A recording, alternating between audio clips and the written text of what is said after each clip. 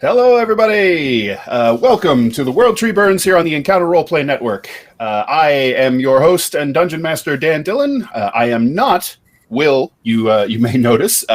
He is not with us at the moment. We're hoping we'll have him back later. He's getting a couple of things squared away. So this is going to be a little bit of an abbreviated intro, and we're just going to kind of get right into it. So this show is sponsored by a whole bunch of people on a Google Drive sheet that I can't find. So I know we have Cobalt Press. We've got Fantasy Grounds. I believe we had Wayland Games in the UK. Yep. And they're all fantastic people, and I'm super biased because I write for Cobalt Press and I love their stuff, and Wolfgang's the best, and you should check it all out. So I'm your Dungeon Master, and we're just going to go around and get everybody going, and we're going to jump right into the game. So simply... Tabletop loot. I was saying to people in chat.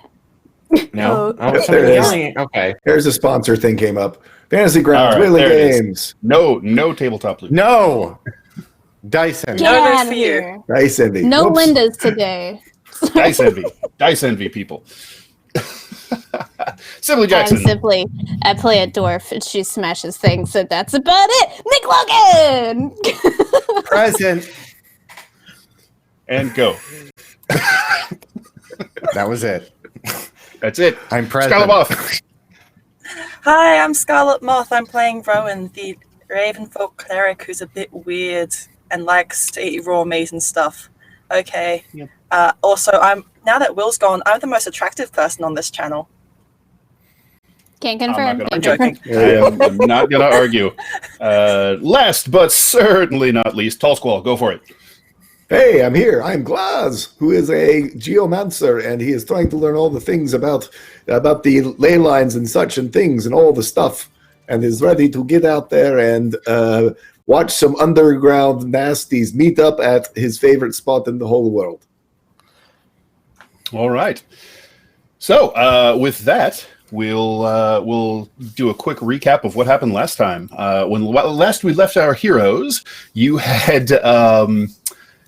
let's see, it was, I believe, Tilly and Cloak who went crawling through the lair where the vampire spawn from the Blood Kingdom were holding up, and where a face from Riodan's past, Jeniel, his former partner in crime, his ex-lover, was being held captive, and who until that very moment Riodan thought had been dead for quite some time, since their coup against the Blood King was crushed.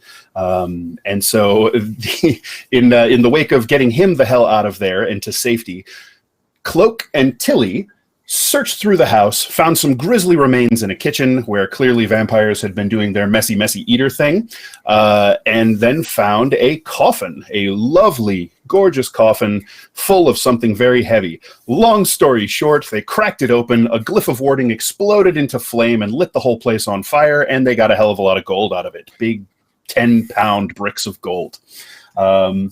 Look, the show's called World Tree Burns, and we were like, there's not enough fire, clearly, so let's just make it happen. Yep. That's not nearly enough things burning, and we're just going to go ahead and take care of that. And so... The World Tree is lit, fam. Yes, lit af. And so after unwinding in the Stross public bathhouse, where they tipped very well to secure some private bathing chambers, they met a bathhouse drake, and who kept the water nice and steamy and warm for them. They discussed their plans. They got the grime and pain and sweat and blood cleansed off of themselves, and they sort of regrouped as a collective. And they have realized that tonight is the night, at midnight, at the Silk Scabbard, the bar, fight pit, and brothel where they all kind of congregate and hang out. There is going to be a sit-down between the mercenary company known as the Black Shields and a gang of tiefling warlocks, sorcerers, and wizards known as the Cloven Nine. not exclusively tieflings, but they're well known for their infernal blood, and so there's been some bad blood between those two organizations. Something about one of their people was killed in the cartways, and there was infernal script carved into his forehead. It was all a little muddy, and that just sort of created tensions between the two groups from there. That's been festering and growing a little bit over the months as time has gone on. So our heroes have negotiated a discussion and hopefully the brokering of a truce between these two people before it erupts into anything super serious, like, demon fights in the streets and shit. So that will be happening this evening at midnight. Until then, you guys have about 7 hours worth of time to get yourselves together, make any preparations you wanted to do, and just be ready to be there if you want to. I mean, you guys could just wash your hands of the whole thing and check in the next day if you want. Cloak. Is there homeless people in this town? Oh, sure. Yeah, there are the destitute and downtrodden. You're going to find a lot of them in the lower Zobek and Ashmill district. You can find people begging near some of the more richer, affluent areas, although the Watch does a pretty good job at keeping them kind of away from the really richer portions of town. So you're not going to find too much in the way of begging and homelessness in Upper Zobek or the Citadel district, nor would you find it so much in the Gear or Temple district. Okay. Yeah. I don't know if anyone else has some stuff they want to do. Please let me go ahead with me. Oh yeah, and I guess I ought to recap for our wonderful viewers. The very last thing that happened is that Cloak, our Niemheim gnome, received a sending from his uncle that was explaining that for some reason, grandmother's daughters, who Cloak would know as creatures called the Vila, beautiful fey creatures, all female, incredibly beautiful, charming, enticing, also horribly vicious, and dedicated to grandmother Baba Yaga. The grandmother's daughters and minions have been surrounding his home city, like right up to the edge of the Wormwood. Now they're not coming in. Whatever pacts that your people made with the 11 Hells and the Archdevils is still holding, but they can't get out to find someone to make a sacrifice. And so, since you're out and about, that's your responsibility this month, and you have until the full moon to make that happen, or very bad things will befall. And how long is till the full moon? That is just shy of 3 weeks. Okay. So we have 7 hours. I think what I'm going to do is I'm going to break away from the group and not go notice and leave Puff Puff with Rowan for the time being as I sneak out of there. And I am going to go to Lower Zobek or Ashmill sector and try to find some homeless people who are not in a very populated area. Okay. Let's see. That shouldn't be terribly difficult. So let's see. It's probably early evening at this point. So the sun is still up, although it is heading towards setting. So you're going to head down to Lower Zobek, down toward the river. And again, remembering that this Zobek map is flipped, I have to constantly tell myself that. So you're heading to the East Side River. Mm-hmm. And what are you looking for in particular? Just anybody loitering about? Someone who looks like they're desperate for money. Okay. So why don't you give me a quick... we'll make it an intelligence... we can make it a perception. We'll make it a wisdom perception check to see how well you can scrounge somebody up. So now since I'm level 6, I have a new favored terrain. I now have urban as my terrain. Okay. Makes a lot of sense for Cloak. Can I use that to my advantage? Let's take a quick gander at Natural Explorer and see what that gives you. I'm pretty sure what your group can't be lost by magical means. You wouldn't be in danger in activity, travel, blah, blah, blah. If you're traveling alone, you can move stealthily at a normal pace. When you forage, while tracking other creatures, you also learn the exact number and sizes, blah, blah, blah. Okay. Right. So you have bennies for the tracking mostly, and I mean travel as far as if you're going to be traveling across the city at some point, that might come into play. Your primeval awareness is a little more potent in your favored terrain. Yeah. Intelligence or wisdom checks related to your favorite terrain. So perception check, my proficiency would be doubled. So it'd be 7 currently. Yeah, I'll give that to you for this one, sure. Okay.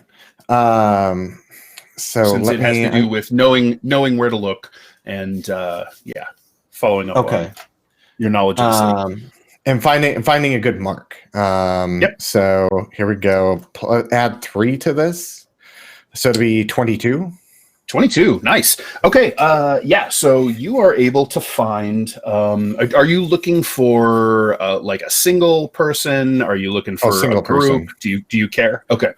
All right, so you find a young dwarf who is just sort of like hunkered alone in an alleyway. There's like on the stoop of a back door of a largish building, and taking a glance at the building, it looks like it's probably tenements.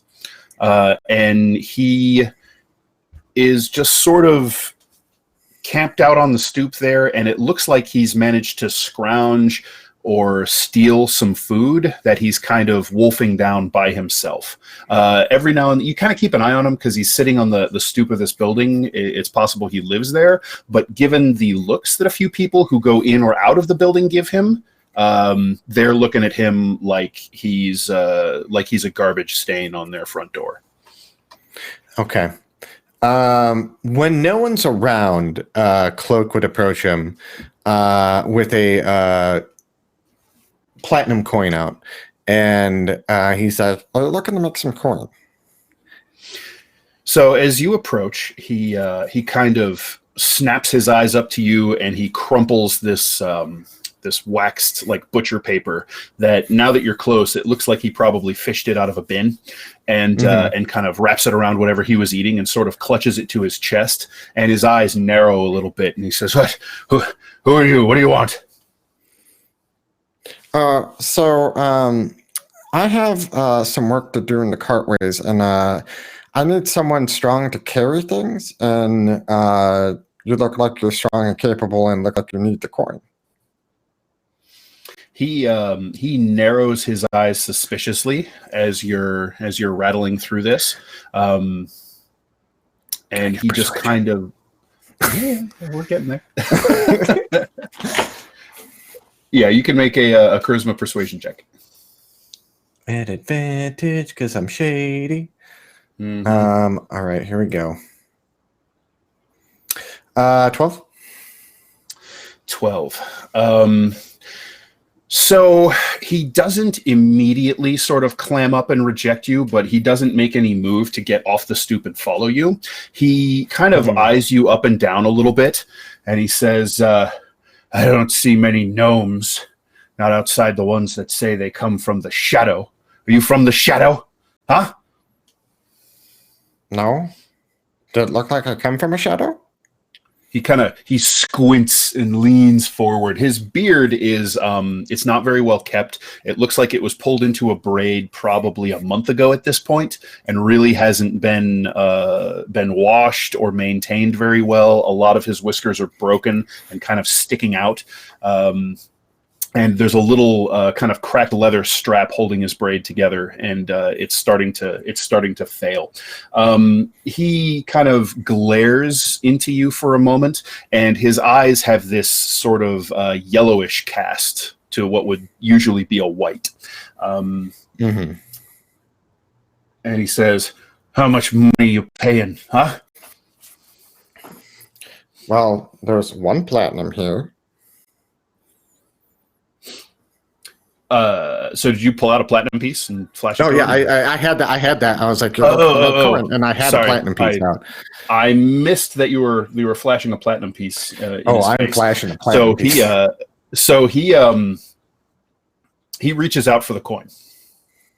I flip it to him. I was like, come on, let's go.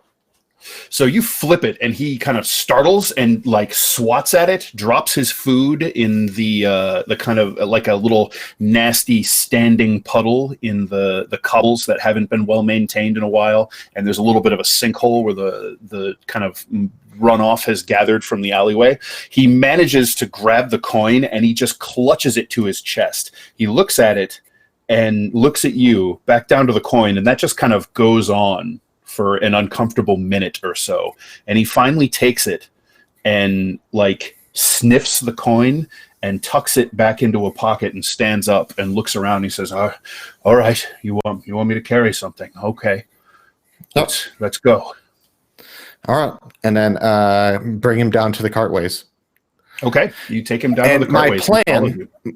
My plan in the cartways is I'm going to take him deep into the cartways.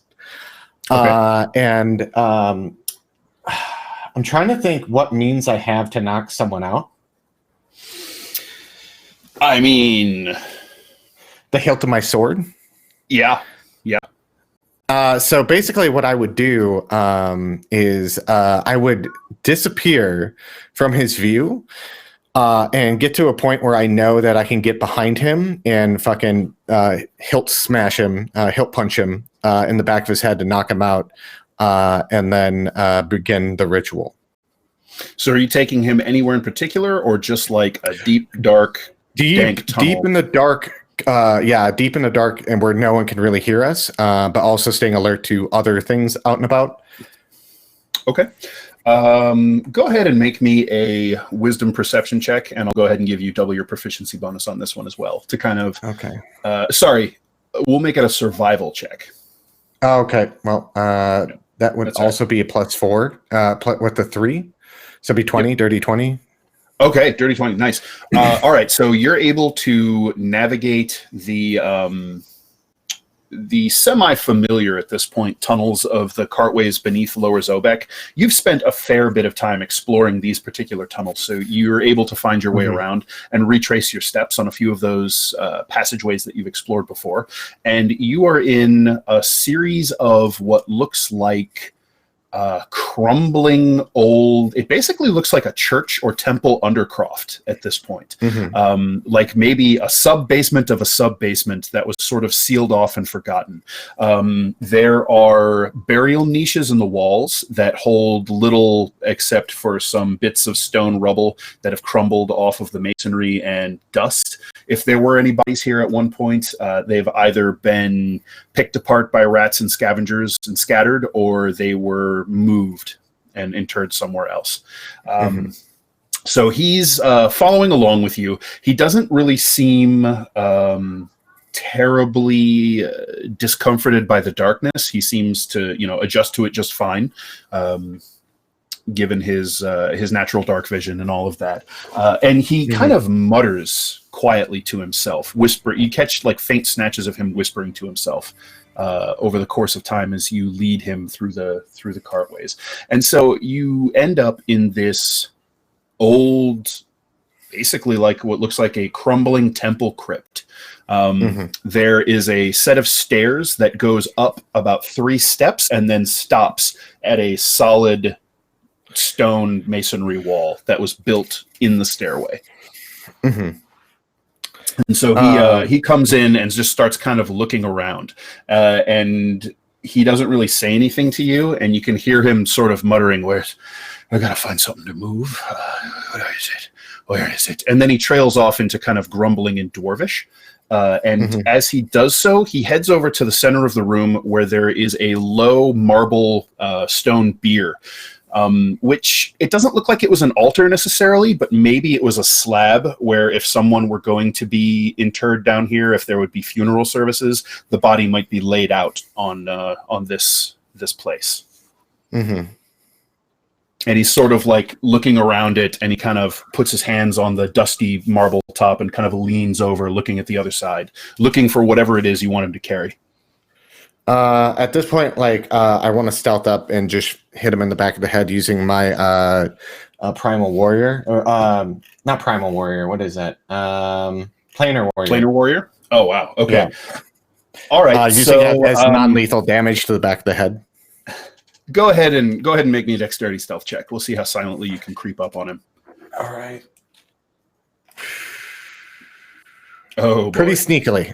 22. 22. All right. So between your practiced skill, your raw your raw nimbleness and light-footed step, coupled with his distraction and the fact that you're skulking around in pitch blackness, which for you guys is you can see but not super well, he has no idea. You just ghost up right behind him, and as you do, your cloak sort of unfurls and slithers off of your left hand where it kind of wraps itself usually, and you use it as a shield. It sort of unwraps itself from around your hand and kind of spreads out behind you.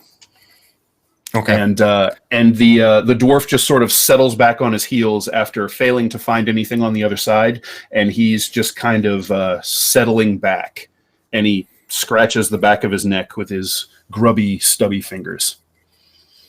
Yeah, and fucking hilt. All right. So you take a moment to concentrate. You reach out to the...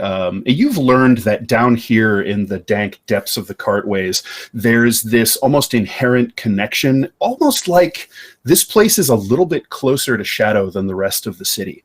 There's a ley line. There's a powerful ley line that carries a shadow road, and you can sometimes reach out and grab the little the trickles of that power.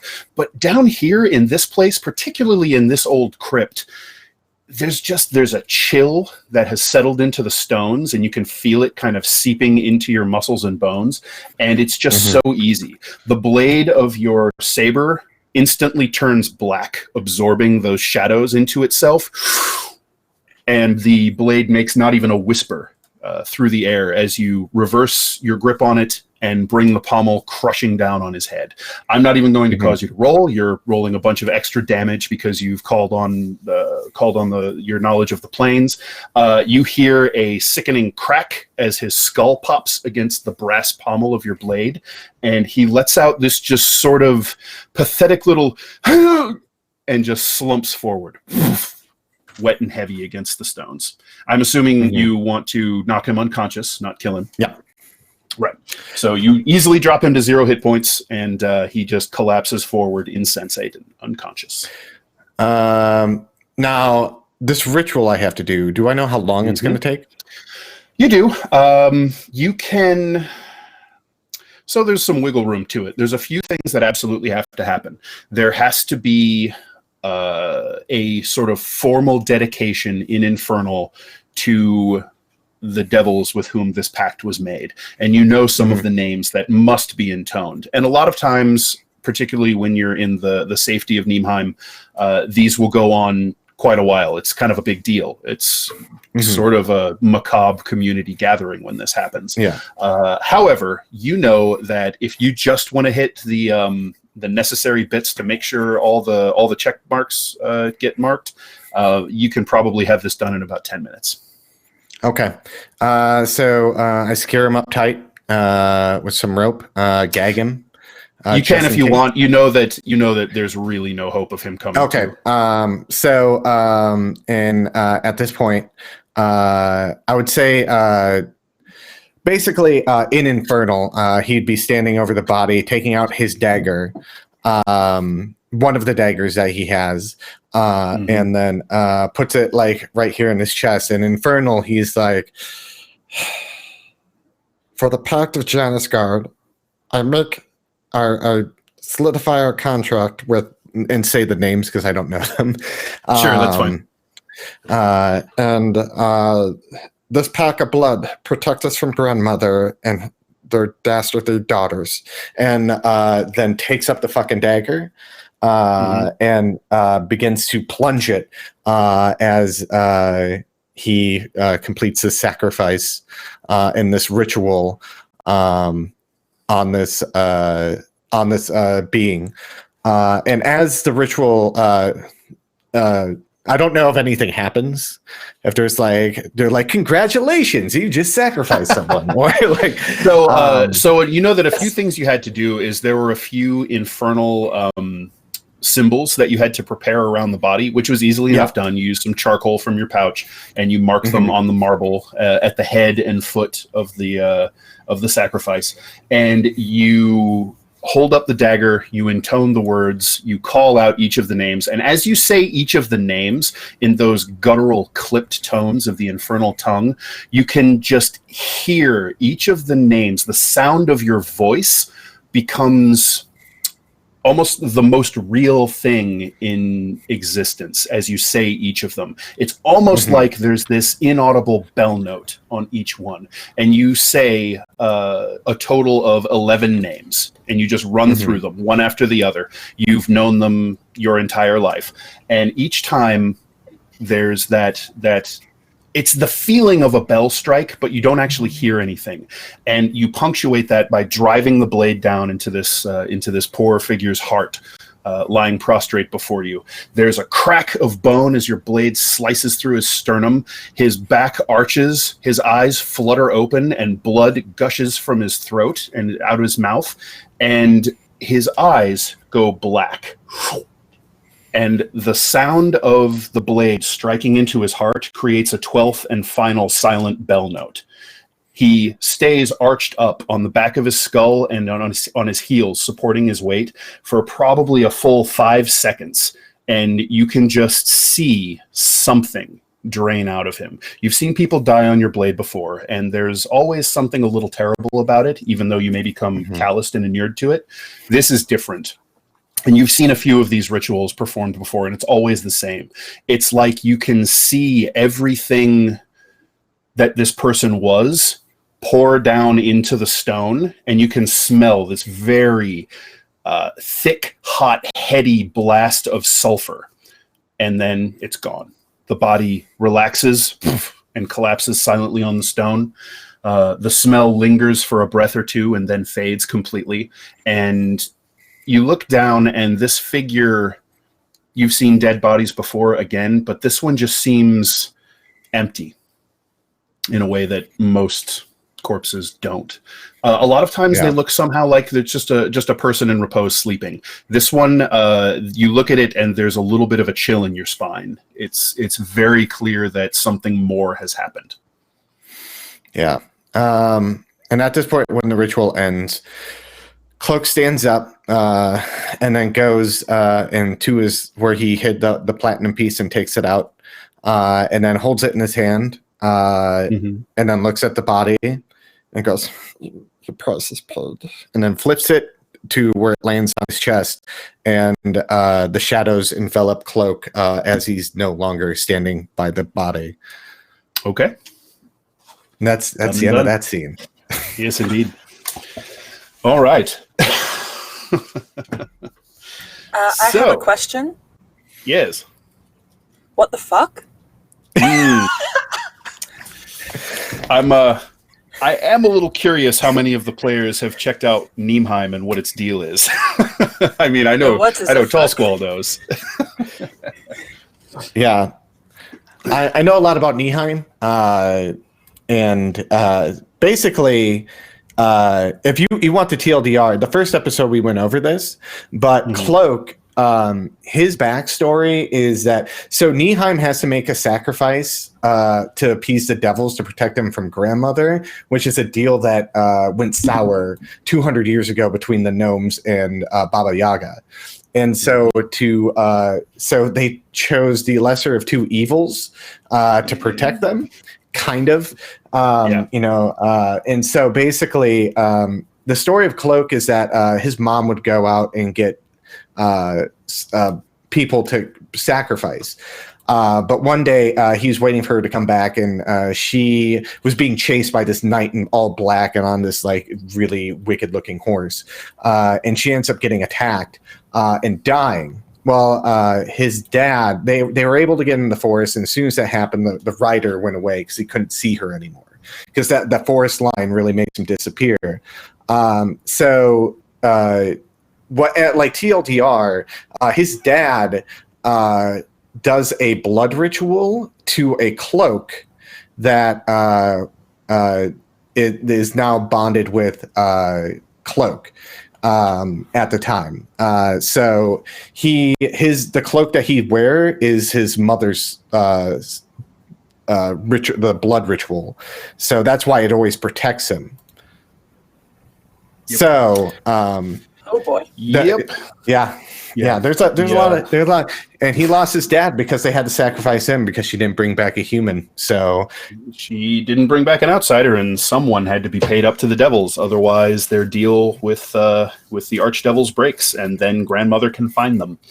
So I didn't sign up for this heartbreaking backstory. I'm sorry. Yeah, well, that's what you think. All right.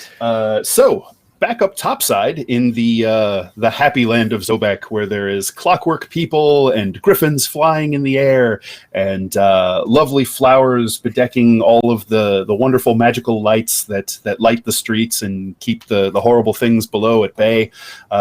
Anything that you guys up topside want to do in preparation for the sit down this evening?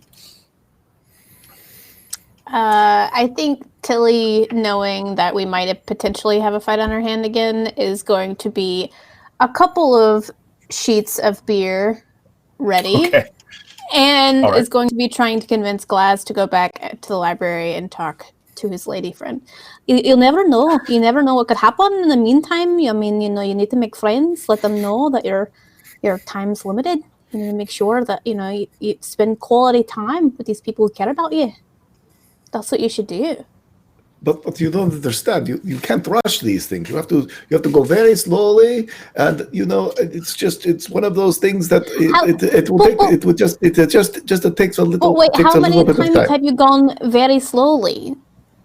Has any of the slow ever come to an end? You need to find the end, Glaz. Let's go. Like right now, she's like shoving him a little bit. Like we have to go. No. This is fine. If you spend your whole life going slowly, then she's going to be dead in the earth before you actually pick up the courage to talk to her. Or with another token. You never know. You should really go find yourself, or you should go talk to her. There aren't many things around, so that's the other thing. I need to do some more research. I need to see some more of the things that she likes and does not like, and whether she would even want to. Are you saying you need a friend to talk to it for you?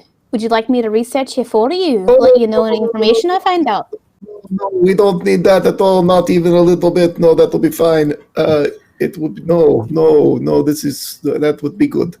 I think I'll help you out a little bit. Maybe she knows about runes, and I can ask her about the ones that are in my hammer, and then I could bring up the fact that you know a lot about runes and about how you'll have that in common, and then about how you both like chess a lot, and then potentially make a private chess game. You know what I mean, between the two of you. Oh no, she studies illusion magic. I do not think she's interested in runes. Yeah, but she's probably more interested in you than in runes. The point of the story is we use runes to talk to her, to let her know that you want to hang out and maybe play some chess, if you know what I mean. I think that maybe she's interested in your Iwas. I do not think so. I think you're mistaken. Puff. Look, you need to walk. You look like you need to walk. Yes, you need to walk. Oh, let's go for a walk. So, Puff, as soon as she's just kind of been sitting there, and her eyes have been doing that tennis match thing, just bouncing between whoever's been talking. And as soon as Glaz starts talking to her, tail starts going and knocking into the legs of chairs and your own calves. And when you offer to take her out, she just sort of gets up, walks over to you, and kind of woof, and noses her nose under your hand. Oh, that's a good girl. Thank you. He whispers to her. She's doing the thing now where if you say walk, the dog is just so excited and won't stop whining until she's you kind of for like a walk. she's kind of prancing a little bit, and when you thank her, she actually nods just a little bit at you. Yep. We have, and then you take her out. And I lean into Rowan. He'll take her by the library. You know that. He'll take her by the college. Are dogs allowed in the library? No, I mean, you Will just she, scroll by, you make eyeballs. You know how you do. She, like, elbows I- Rowan. I know what you mean. I guess he may be able to say that she is his assistant's dog. Maybe. Speaking of Emotional assistants, are you support still... teleporting dog. I was going to say, I assume familiars are allowed in the library, right? Oh yeah, absolutely. Yeah, so. But that is not where he's going because he's just trying to escape from these two women who are trying to make him go talk to someone that he's very nervous about. We just want you to be happy, all right? Are you feeling any better, Rowan? Want what is best for you? I'm feeling a bit better. I was planning on seeing what the future may hold for this meeting of gangs. Do you need some private Trying to- space? No. I'm not. I mean, the that dancing bear can be soon. pretty distracting, but, that's just me. I mean, I find it rather charming, honestly. Aye. She's a very good bear. I am simply concerned about this meeting and also just everything. You understand? Well, Also, I mean, I am running out of ale, but other than that, I mean, a flight's fine. If we need to have one, it's not a big deal. We'll handle it, She pats her on the back. There have been lots of things on my mind, but at least with this gold, we'll be able to pay the tithe whenever we go and pick up our ship. Because remember, that's still there. Oh, I'm sure it's a cruel and a great dog fee. Maybe we'll... At this I point, I I'm starting to I think you wonder. guys paid ahead a decent bit, so I think Yeah. you're okay for now. Not sure how long we told them we'd be here, but we'll figure it out when we get there, I'm sure. Oof.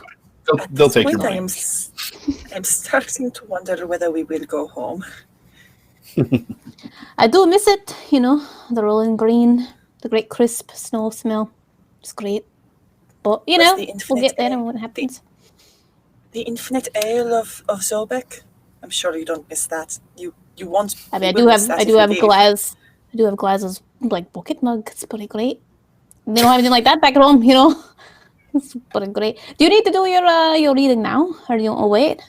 I'd like to go get a little bit of armor upgrade, but just in case. Well, I can do it now. You can go to get your armor done if you wish. I just got I'm sure some I'll be dings fine. and things to knock out. That's about it. Yeah. All right. Okay. Are you sure? You sure you don't want me to oversee your runes and things of stuff? Because I don't know anything about it, but I'd be glad to help.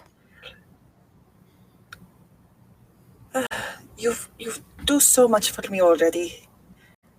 I don't want to have to bring you into more things, and well, you're a young lass, well, relatively young. For a dwarf, you're young. Thanks. I'll You keep have it your fit, whole you know. life ahead of you. I'm Hey. sure that you can. I'm sure you can leave an old woman to her foolishness for an hour. Do you want me to leave Baldwin with you? In case you need me, you can just send Baldwin back. I believe that might be a good idea. Sure, all right. And she'll tap on her shield. Come on, Baldwin. Yep. Hang out with Rowan for a bit. Right. When you invoke his name and touch the shield, he shimmers, stretches, and peels himself off of the shield boss, and spreads his wings and flies over to Rowan and starts preening her feathers. All right, well, I'm gonna get some upgrades. I don't know where to go. I'll just ask the innkeep, It's but I'll find my way back. It's okay. We are birds of a feather, aren't we, Baldwin? Yes, you're a very good bird.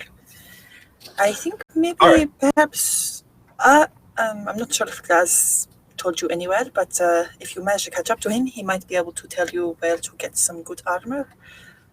Or not. He Actually, doesn't I seem might to go- wear that much. I might go visit those gnomes again that we met the first day. Maybe get a little trim on the beard before going in. I think it'd be nice. Maybe get it rebladed. Yeah, they had those nice fancy oils and things. They were really lovely. As far as armor goes, you might recall that Riodan has a gorgeous suit of obviously dwarven forged plate armor, and you did see a maker's mark on it, and he mentioned that there was a smith that they know and are friendly with that made it. Okay, sure. I'm sure she won't mind roaming around randomly eating meat from market off the street before she realizes that, and then goes to find Riordan. Sure. So you can track down Riordan. He's in the Silk Scabbard. He's probably down in the Cartways shrine, which you know how to get to. You guys have been adventuring with Riordan and the others enough that the staff of the Silk Scabbard know that you probably have business when you go into the back. And the back hallway of the Silk Scabbard is just sort of, it's like a motel hallway, just full of doors, and those are all the rooms. And so at this time of night, you can hear some activity happening in a few of those rooms. You hear music coming from one of them. Sounds like somebody's playing a violin. You hear some laughter coming from another, as well as all wonderful sundry sounds that you would expect to hear in a house of pleasure. So you just sort of walk your way on through toward the back door entrance into the Cartways. You make your way down, and you see that Riordan and Janielle are kind of seated on one of the stone benches, not like snuggled up to each other, but there's like this there's a gap between them that seems kind of awkward, mixed with this sort of respectful distance, but it's still kind of intimate. It's a little bit of a moment when you see their body language and their positioning, and they're talking quietly with each other. And when you kind of make your presence known, or you clank your way in, whether you wanted to make your presence known or not, they sort of pause and look over, and Riordan gives you a nod. Ah, Tilly. I can't hear you very much over all the music and stuff. Do you mind if I take a seat with you? No, not at all. Not at all. That's fine. Cat in here. Oh, jeez. Anyways, and she'll sit on the bench. She'll sit on the bench next to them, essentially trying to squish them in a bit closer together.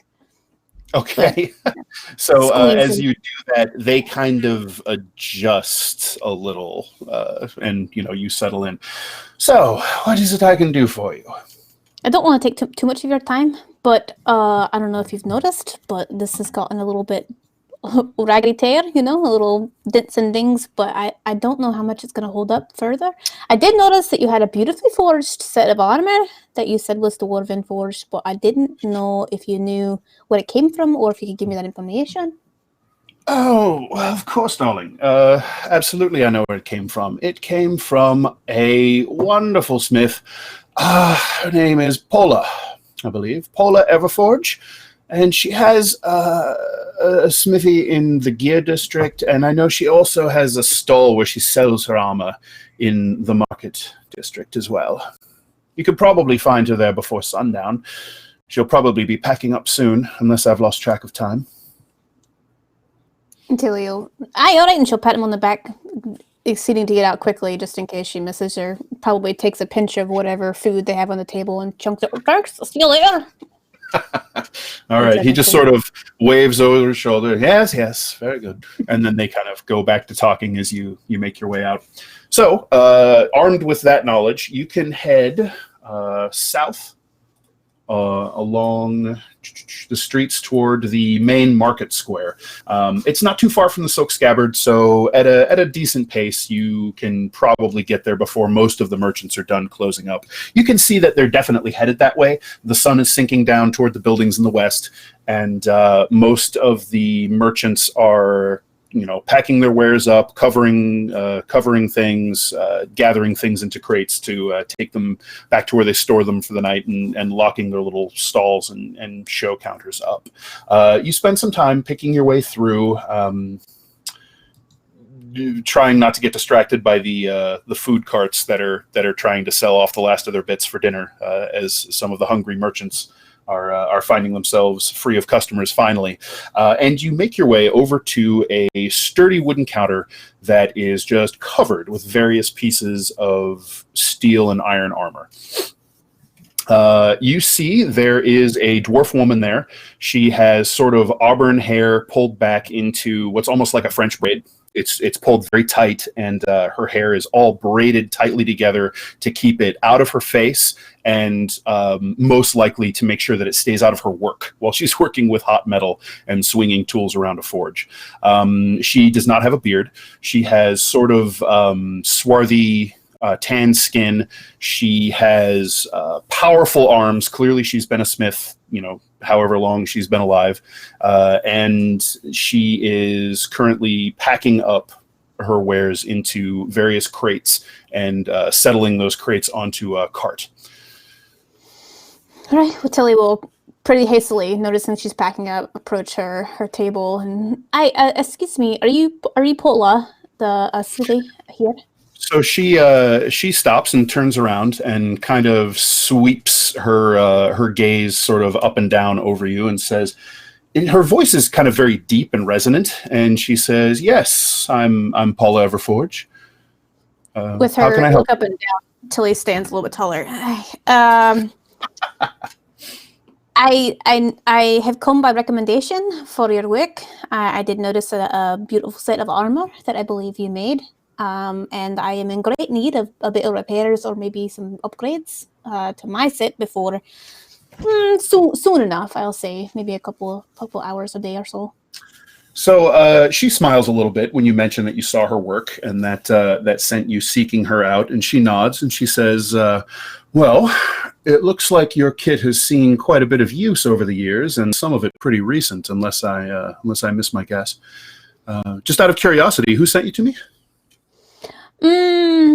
Well, I have to preface up front a little bit of a disclaimer that, he hasn't been in the best states as of late, but he's a great character. She breaks into a grin and says, Riodan. He's a friend, but, he's a friend, I think, to everybody. She chuckles a little bit and nods and says, "Well, any friend to Riodan, Glaz, and all the rest is a friend of mine. So what is it you're looking at having done?" I'm sorry. What's your name? Oh, my name's Tilly. Tilly, it's nice to meet you. It's nice to meet you. She holds out her hand and shakes yours if you take it. And she has a hell of a grip, but you can tell it's one where she's like deliberately not doing the bone crusher handshake that she probably could. Tilly definitely remembers a strong grip. She's like, "Oh yeah, great." She's like, strong hands, great. But you can't beat Dwarven Forged around here. I didn't see any other stands for Dwarven Forged up and down the market, but I'm glad. Well, you'll see a few. She just kind of picks up that thread and runs with it. She's like, "Oh, you'll see a few. Not too many of the stalls here in the market. Most of them stick to their forges in the Gear Temple district. The Temple of Voland in particular. That's where you'll find most of the cantonal smiths who come down to Zobek. But what is it that I can help you with? Are you looking for repairs? Or are you looking for replacements?"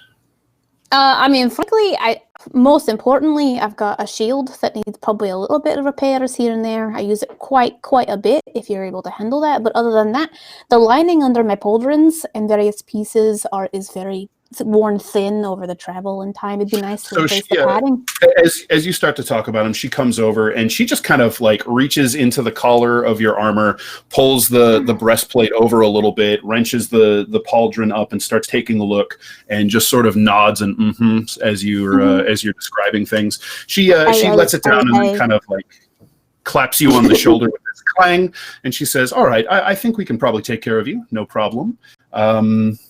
She looks around and says, "Tell you what, why don't you come with me back to my forge, and I can get most of that figured out pretty quickly tonight. If you need any metal work, I'll have to keep the pieces. But she says, for you, I can make it a priority." Oh, thank you. I didn't know I made that much of an impression, but I got a good handshake, so I know that goes a long way where I'm from. So she chuckles a little bit and says, "Well, make yourself useful. Toss some of these up on the cart, and we'll get you taken care of." And of course, Tilly does it with absolutely no problem. Very little grace, but exponentially so, tossing things just on the back of the cart. Yep. So in short order, you and Paula get her stuff loaded up onto the cart, and she then hires she basically hires one of the sort of porters in the area to hook up a mule to the cart, and basically rents the mule to pull this thing up to the gear district. So it takes you have to kind of go across town to get to her forge, and in the gear district, there are mostly things like the gear grinders, and this is where a lot of the clockworking is handled in Zobek. There aren't too many smithies here, but as she said, it looks like there are a fair few dwarves who set up shop up here. She leads you to her place, which is a sort of low 2-story, but the second story is very kind of squat stone building with a slate out in front that marks it as the Everforged Smith, and she takes you inside, parks the cart in around the back, and then says, "All right, off with the armor then." All right. And so she comes over and assists, since it's really difficult to manage your own plate armor. So she starts helping with the straps and buckles and the like.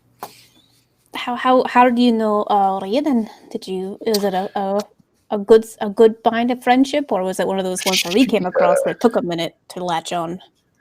She kind of she gives this sort of wry grin and says, "Well, he found me in the marketplace looking to buy some armor. I gave him the benefit of the doubt, but I think I was right in my initial assessment that he didn't have nearly enough coin to afford what he'd ordered. But the cocky little bastard went for it anyway, and so I decided to hear him out and see how he tried to pay for it. Before he came to pick it up, I was attacked and kidnapped by kobolds. These were servants of a dragon, and they took me to one of my family's ancestral holdings that we'd abandoned generations ago, and actually Riodan and his friends slew the dragon and saved my life, if you can believe that. I mean, his friends are great. I can't believe that. I mean, I believe that they would stick out for you, but Riodan a little rough on the edges. What? This is a dragon and kobolds, and you're eight. Mm-hmm. No wonder your friendship's got close ties with him. Have you talked to him in a little while? Have you seen him lately? He's definitely... I haven't seen much of him in the last few months. I know that they were involved in some unpleasantness, and there was... they lost a friend. So, as I understand it, that hit him pretty hard. There's a friend who was a little bit more like family to Riodan. That's what I heard. And as she's like pulling breastplate off, she's like making sure her beard's still in order and stuff like that. As you pull the pieces off, she kind of takes them over to the workbench and starts laying them out and kind of inspecting them. You never know. I mean, I tried to talk to him when I first met him and tell him that at least his friend fought bravely, as far as I understand and stuff, but it really tore into him. I don't know if you've seen him since, but as you mentioned, you probably haven't. He went through a hard spot, so... You probably should say hey to him again if you see him, or just come by sometime. I know he's still at the Silk Scabbard, but I don't know if you go by there often. She smiles and she says, "I haven't, but I think you're right. I suppose I ought to. I owe him that much at least." I mean, you never know. His friends are great. He and I are friends now, so we'd always love seeing you around. So she says his friends are great. A little strange. I've done some work for Glaz. He's an interesting one. Glaz. He's I'm working on that guy. I'm working on him. I know what I mean. Depending on what you're trying to do, you might have your work cut out for him. I've also done some work for Cloak. That mask of his. That was my work.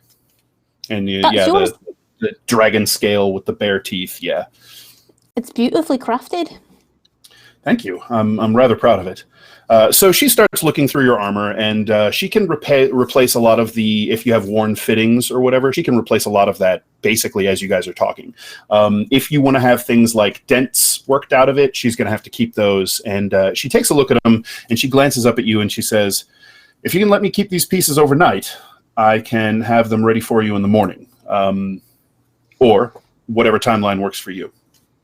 I don't suppose you'll need your armor tonight." And she kind of...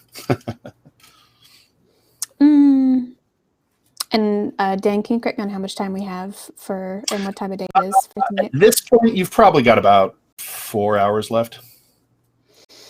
Well, you'll have to forgive me. I'm not from around here, so it's hard for me to give up my positions overnight. But what I can do is come back and see you fast and early in the morning if you're available. She purses her lips and nods and says, "All right, first thing tomorrow then." Sure, that'd be great. And then Right, Tilly pulls out. And I'll be waiting. Tilly pull out a platinum piece just for like a thanks to be like. Okay. Just to reserve my spot for tomorrow to make sure that it'll go and get fast in. She grabs that and says, "Well, that's probably a little much, but all right, we'll hang on to it for now and see how it goes." And she kind of tucks it into a pouch at her belt and says, "Well then, see you first thing in the morning." Aye, you will. Do you want me to bring you anything? I have to make a long walk all the way over here. I can pick up something on the way. I mean, if you want to bring some breakfast, I certainly wouldn't say no.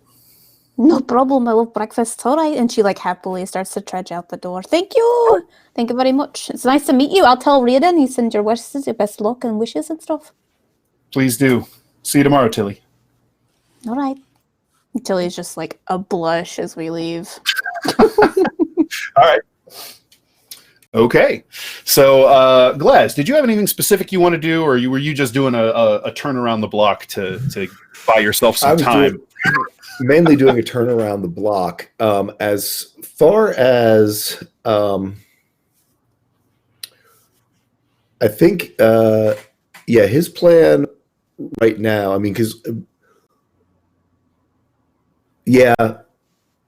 I was looking at something, and I think it's something we'll need to discuss later of whether I had a chance to research it during our other downtime. He's basically just out and about, and finally, when he's sort of away from the pressure of Tilly and Rowan, he just is sort of, I think he sort of walks down by because we are over at the docks, correct? So he probably does walk down through the Collegium District. He's probably at this point kind of avoiding the library because that's just, he doesn't want to face that. But, if there's any little, book shops that he frequents or goes to, or some of his friends, he might even hop into the Hedgehog real quick just to chat with the folks in there, see what people are up to. He's basically kind of killing time. Okay. He's one of those, he goes to these stores and asks for help just for someone to talk to. Oh, sure. No problem. All right. So you can do the loop on your bookshops. You can stop in the Hedgehog, talk to the proprietor, a couple of people from the college there. No problem. If there was something you wanted to discuss about research, that's possible. You guys had a lot of time doing a lot of research. So if there was something specific you wanted to think about, you can run that by me if you like, or we can do it later, however you want to do. I want to know if page 151 in the Creature Codex is an option for me. I'll send you a Twitter. Curiouser.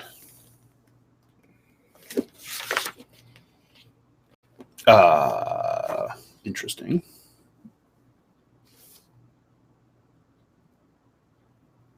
With the books I've been studying, if that is an option.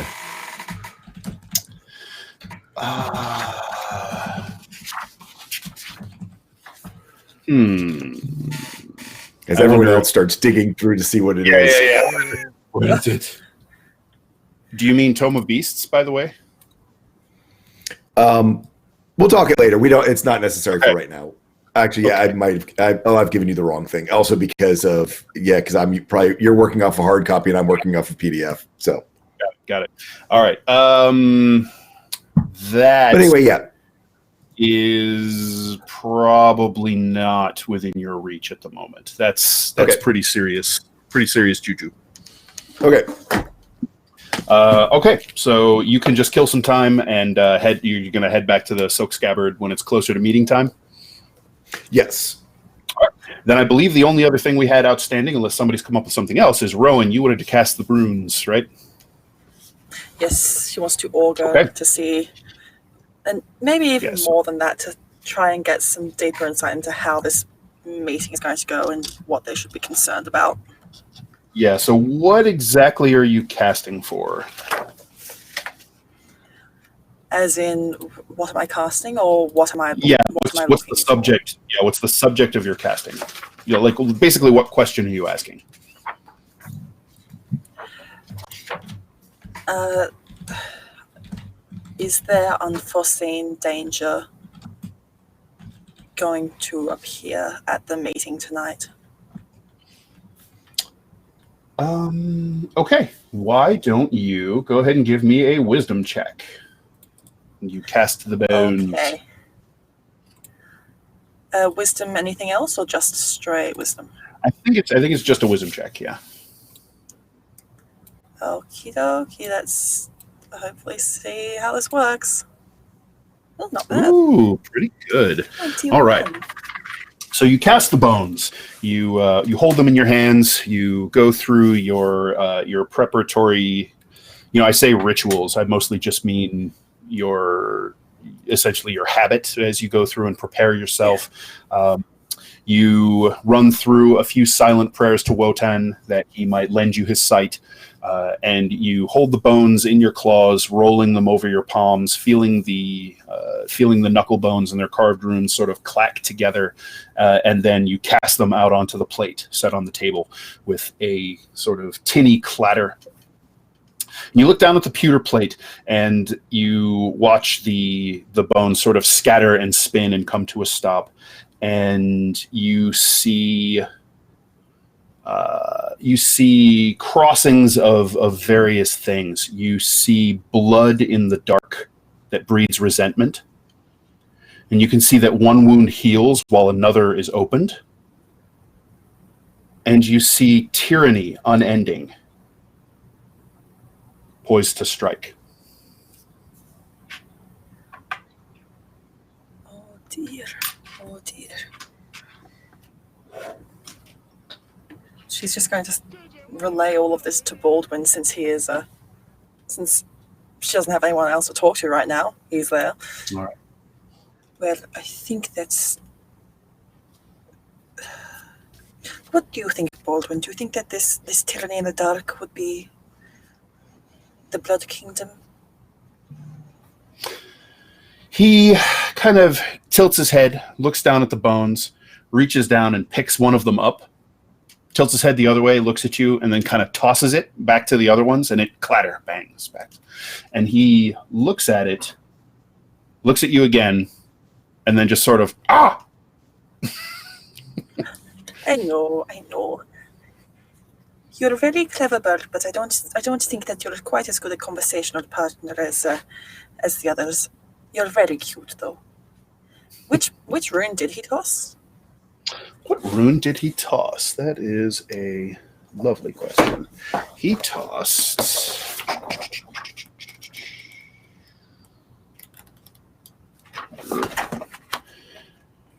Why haven't you marked the page of runes, Dan? I don't know, Dan. He tossed...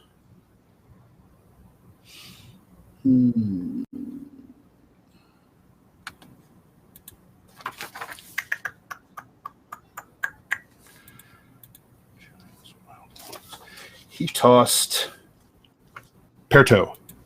Things are not as they seem, the god Loki. Oh. Well, maybe you know a bit. Well, maybe you know a little bit more than you let on, little bird. Okay. I'm gonna cast Ascending to Glaz. Ooh, all right. Yeah, I might have to figure out how many words. So can you just tell me what the reading was again? Sure. Blood in the dark breeds resentment. One wound heals, another opens. Tyranny unending, poised to strike. Okay. So Glaz, she's going to say... That's 16 words, by the way. Okay. She'll say, Augury said, then those 16 words, and then she has a few left.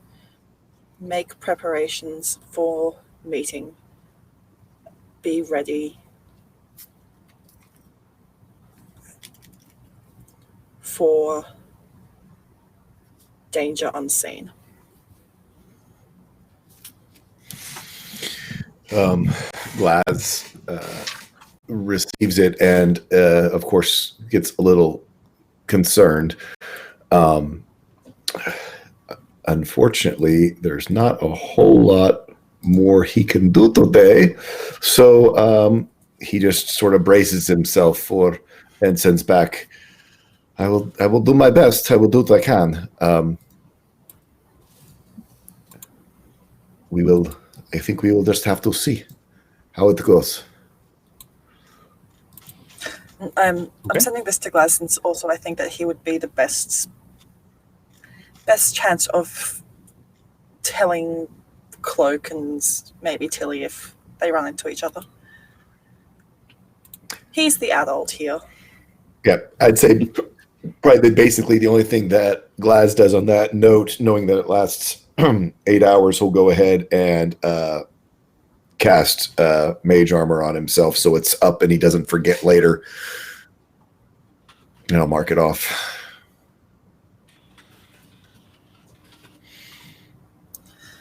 Okay. Let me think of what else I might do. So Rowan's still sort of sitting on her bed with all the runes around her, and with Baldwin there with her. Yep.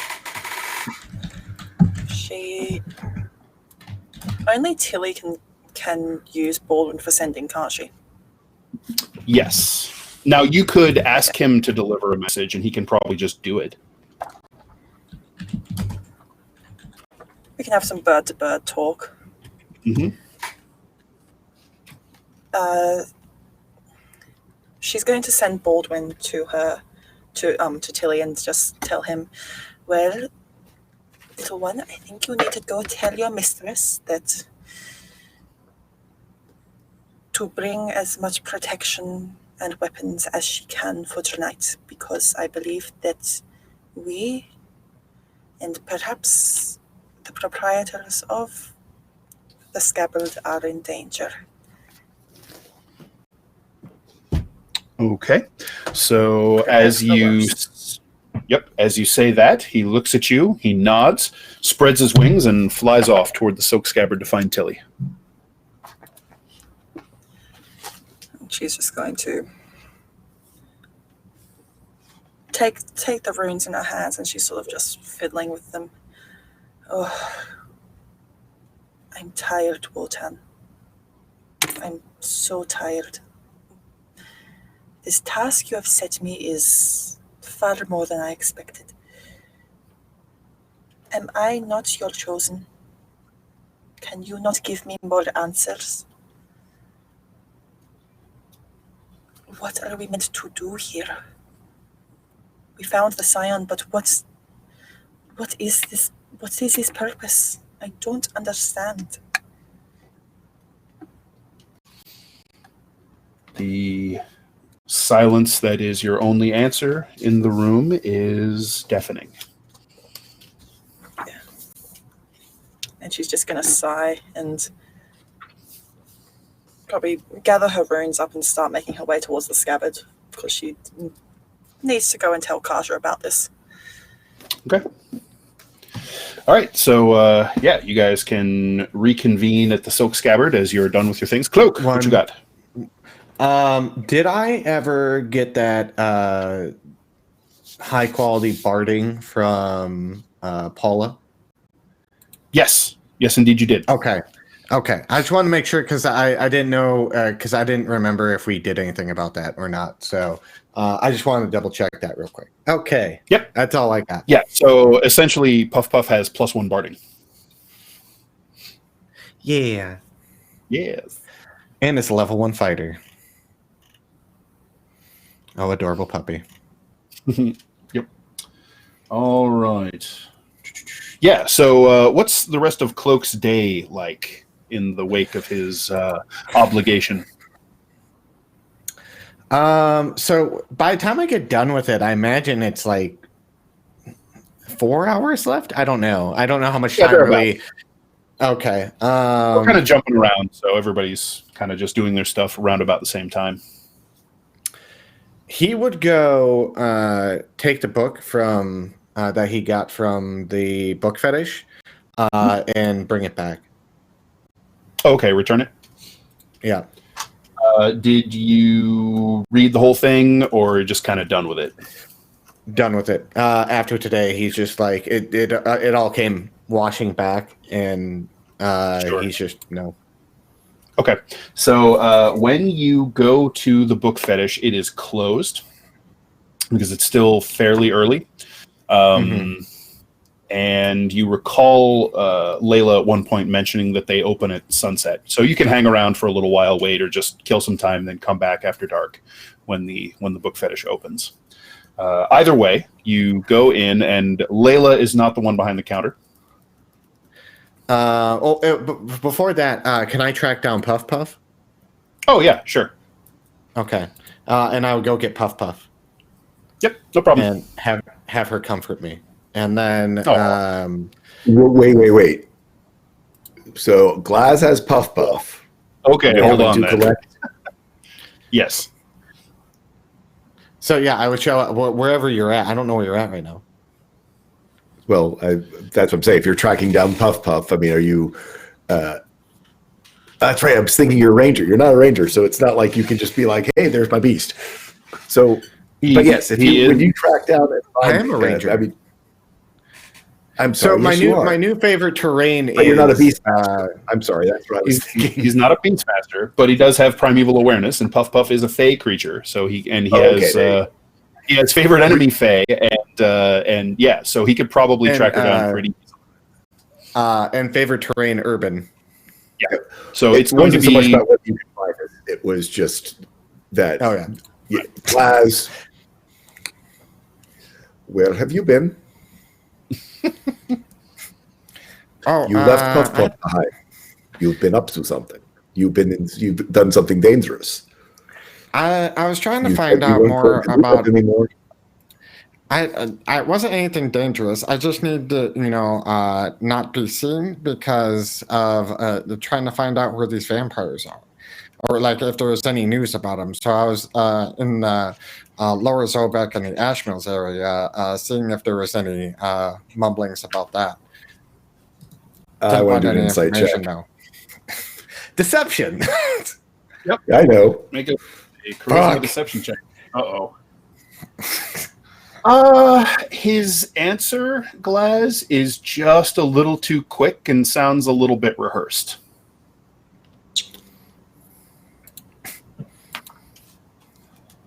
What have you been doing? I believe that. Okay. I was at the book fetish. I was gonna go talk to Layla, but I didn't. I wasn't supposed to talk about it.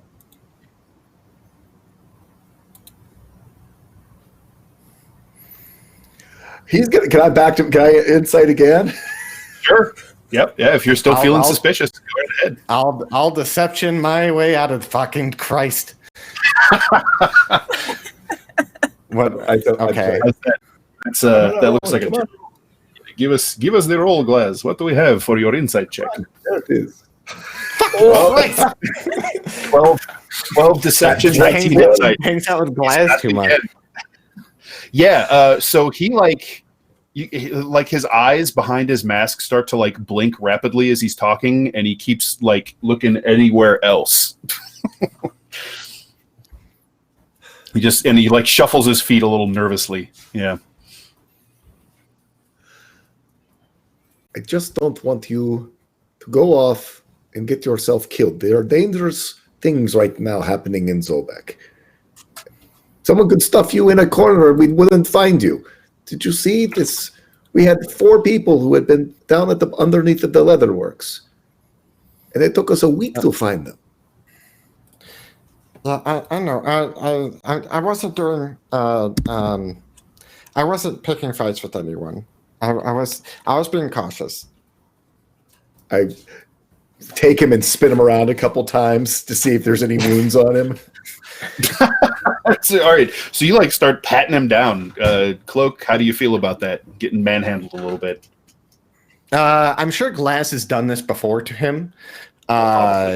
Because like this is like if anyone else did it, he'd be like, "What the fuck you doing?" But like it's Glass, and so he understands that he probably can read the cloak a lot better than a lot of other people. And so as you pat him down, he just lets you do it at this point, and that there's just no wounds, nothing on him. Doesn't seem to be anything missing. Okay. So, well, I just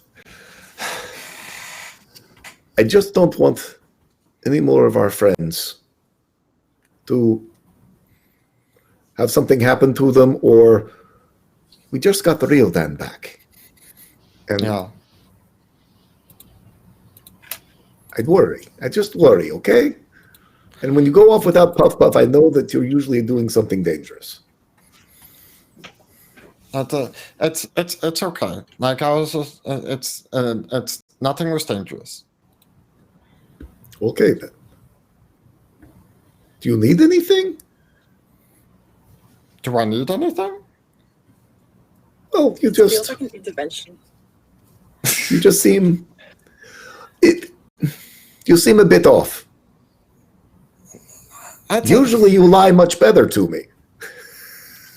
I mean, it's just there's a lot to take in recently. I mean, like vampires, right?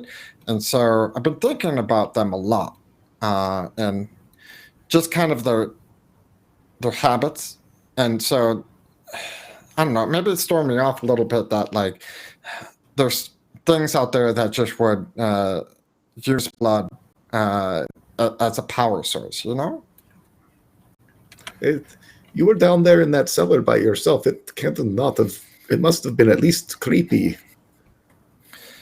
They were crawling down there. On the ceiling. And I almost exploded. Well, that is... I could see how that would make you a little bit uneasy. Yeah, and Puff Puff was just me, and I felt really bad because she got hurt really bad. Yeah. Yeah. Okay, well, then he pulls you out- did find he us pulls out lots a of treat gold. for Puff I Puff. feel kind of guilty about it, though. No, it's evil. It's bad people's money that we're going to use for good purposes. So one thing I was going to mention about that is maybe we should buy that tannery. Do you think so? Well, we probably should talk to Jonel first to see what his plans are. Well, the quick question is like, are we just going to stay in town? I mean, Well, that we've is been here another a while. question. I don't know where this could possibly lead. I mean, very easily we could be off to the Blood Kingdoms before we know it. What am I doing here? It's very true. I mean, I don't know. I mean- like that's what we need. I think after this whole gang intervention that we're going to do, we really need to figure out what we're going to do, because we've been here a while. And so are we going to stay at Miss Kettlewizzle's house forever, or are we going to try to get our own place and set up shop here? Oh, Miss Kettlewistle makes breakfast. She does. We can go visit her for breakfast, but I mean, like, I think that's part would of the room and board thing, though, right? I mean, she likes us very much, but if she has other renters, then they will be having breakfast with her. That's very true. Are you not willing to share your breakfast with other people? Oh no, I'm just saying that it'll get very crowded if we all show up as well. I just think Well, Mrs. Kettle is very nice and she takes care of us. Yes, but like over time, you have to think about it as in, do we want something more permanent, or do we want something that, at a hat's whim we can just leave behind? Well, I mean, Zolbeck is nice and all, but, there's really only one really big ley line here. I eventually want to go find the others. There are lots and hundreds of ley lines. I mean, I have a little bit more exploring. And then, I wouldn't mind going back up to Bimia. I could need to visit my mother at some point. And then there's the whole Western Waste that we don't know what's going on with all the craziness that happened up at Castle Black before. That's not what his name was. Shadowcrag. The Black, I guess. Shadowcrag before. I mean, The only thing I want to do, and you might want to go do this, is I was talking to Paula, and going back to the Everstone Forge and enchanting my blade. Oh, well, that could certainly be. That's something we do. We can bring the Heart of Flame with us, and I'm sure that takes quite some time, though. All of my knowledge of enchantments is it's not like a go, wang, bang, and you're done. It is going to be a long process. Yeah, she sounded confident about it. So I think her skill is there. I'm just saying that it is not a let's go on a little weekend trip. Take a kegger up there, We can get Tilly to come and guard if we take a keg, of course. That's very true. Well, I mean, you have 3 gallons of ale a day, so I think she's going to be pretty following you anyway. Have you seen her drink? Gallon like that was gone, right? I mean, we haven't even been gone an hour. I bet the entire thing is empty by now. She could drink me under the table. I weigh twice as much as she, maybe 3 times. Well, we'll bring a cart and put a keg on it. Keg per day. Pretty much. Yes. We'll just take a wagon up. But anyway, we digress. What I was saying, though, I mean, don't you want to adventure some more? Or are you ready to settle down? Well, I mean, that's my question. I'm willing to go adventure, but we've just been here a while, Like, are we settling down? That's my question. I mean, like I said, well, Rowan and Tilly, I mean, they're from the north, and they came all the way down just to get to come down here and to find the Scion and to fill a prophecy. I mean, for all we know, I mean, Odin might just be like, hey, bring him back up north, and then we'll have to go north. Or to the Blood Kingdom. Or maybe we have to go south to the Southlands and to the Dragon Empire. Who knows? Or maybe this is where they need to be. Could be. I mean, it is sort of where Miranda looks around, where Miranda is currently located. We just call her Ruddy. Ruddy? Is that a good one? We'll call her Ruddy. That's where Ruddy I will forget that. I'll forget that. But I'll try. What's the red lady? I don't know. The red ley line. The red ley line? No, because there is no red line. People will think I'm not a very good geomancer if I'm calling ley lines by the wrong names. Look, no. I have a reputation I'm trying to build here. No, it's just between you and I when we're talking in public. You say the red ley line. I know what you're talking about. It's not real. I know that. Okay, but we don't use it. I wouldn't say anyone like, who hey, go talk uses about magic the red who ley might think line. that I'm stupid. But don't talk about the red ley line to other people. That'd just be weird. Because they would call you out and be like, "What's the red ley line?" And then I know, right? And then I'd have to tell them it's Morena. Whoops. I look around quickly, like. Looks like you're more or less off on your own at the moment. Okay. I figure we're walking, Yeah. All right. So you guys I got the message. I got the message from Rowan. Huh? Okay. She did one of her throwing the bones things. Okay. And it was kind of ominous. I mean, we've been dealing with ominous since this, whole thing started. Well, but this is supposed to be a peaceful gathering, so that's concerning that what we have arranged, we are going to make something bad happen. Well, I mean, you're bringing 2 rival gangs into one area, and... But they said they were going to be on their best behavior. Of course they'll be true to their word. Okay, half that gang is like half, has infernal blood into them, and infernal things aren't the nicest. Well, they're not the worst either. So racist. Racial stereotyping. So here's this is a question just of the Glaz's actually, I should say, would there be information or even rumor, legend, stories about Nihheim in the Zobek library? It's possible. Can I roll something to see if I found something? Because he would have had a reason to look into it.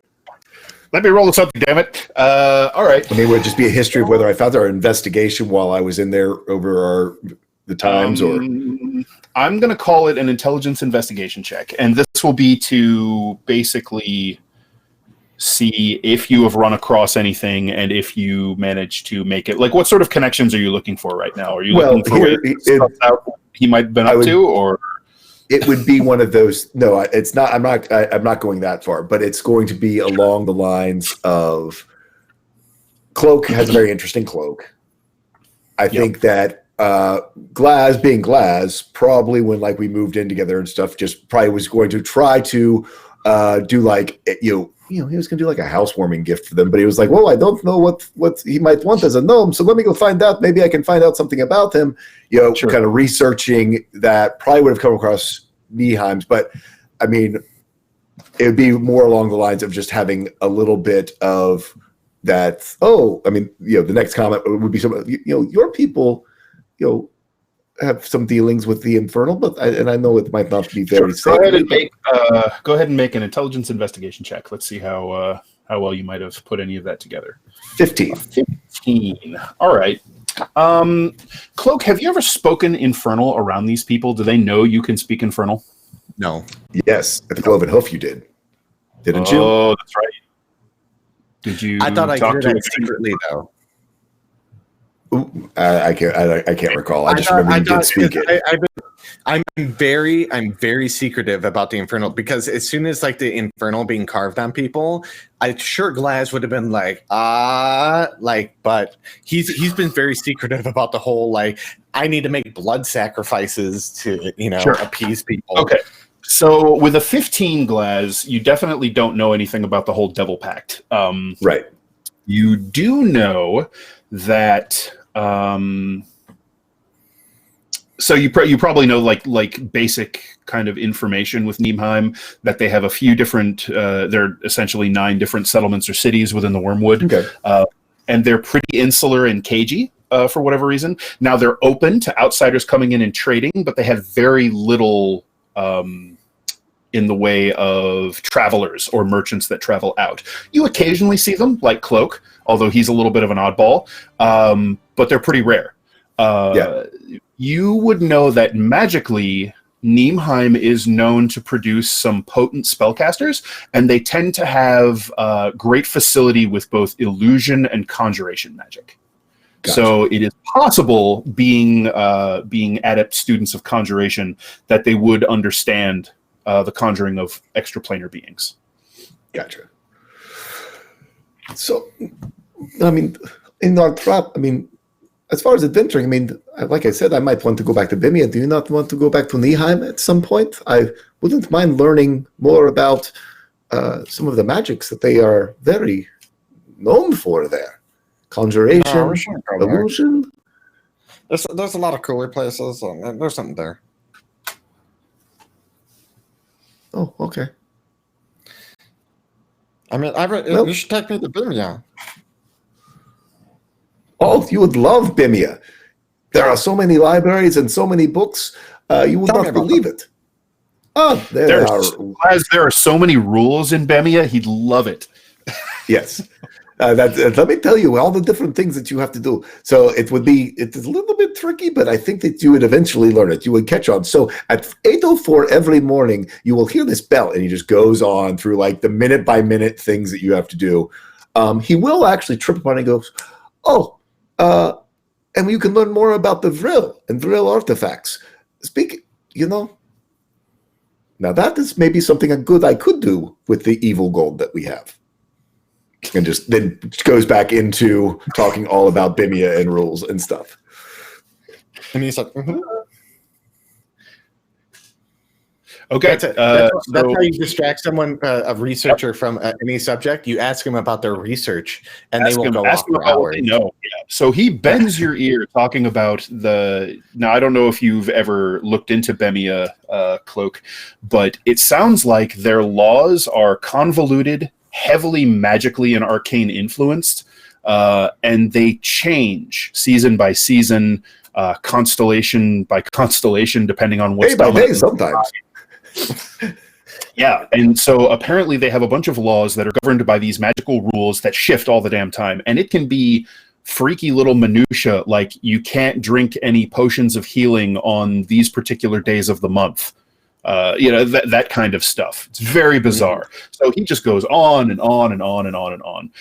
You eventually all make your way back to the Silk Scabbard, and you have maybe a little bit of time before you're expecting the various delegations to show up at this point. So you guys can reconvene.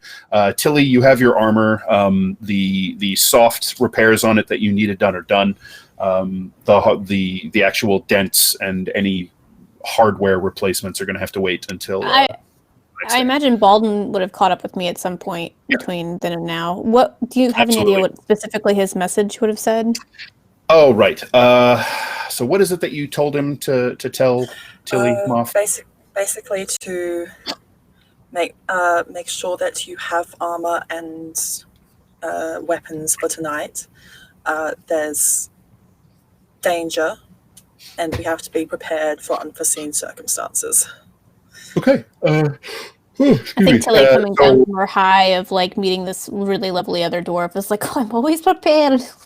All right, let's go. Ching ching. Yep. All right. Yeah. So Rowan's voice comes echoing out of Baldwin's silver beak, and yeah, you're all set. So yeah, you guys show up. It looks like Tyron, the well-dressed owner of the Silk Scabbard, is present when you all get there, and he's chatting with Dejan behind the bar. There's a pretty decent crowd. It looks like there are some fights on the docket, and you can see bookies moving around taking bets and prepping things for the fights in the pits. Where's Kaja? Kaja, you'll see her moving around here and there. She's kind of keeping an eye on her children, as she refers to them. That being the pleasure workers and companions employed by the Silk Scabbard. You see her chatting with the dwarf male, whose name is escaping me at the moment. Theldro, I believe it is. Yeah, Theldro. She's chatting with Theldro at the moment.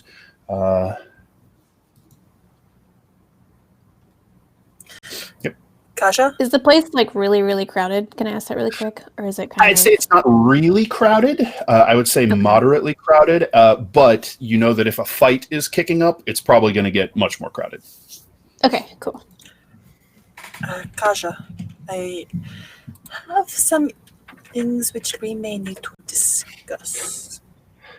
Of course, Rowan. What's on your mind? Let's go somewhere, into one of the booths or somewhere a little bit more quiet, perhaps. Certainly. Not a problem. So she leads you over to one of the booths that are not currently occupied and settles into it with you and just kind of looks expectantly across the table. And I'll get Tilly to come over as well. Okay. Yeah, just so that she can hear it all. But I'll let her bring ale or something. Oh, she's already got it.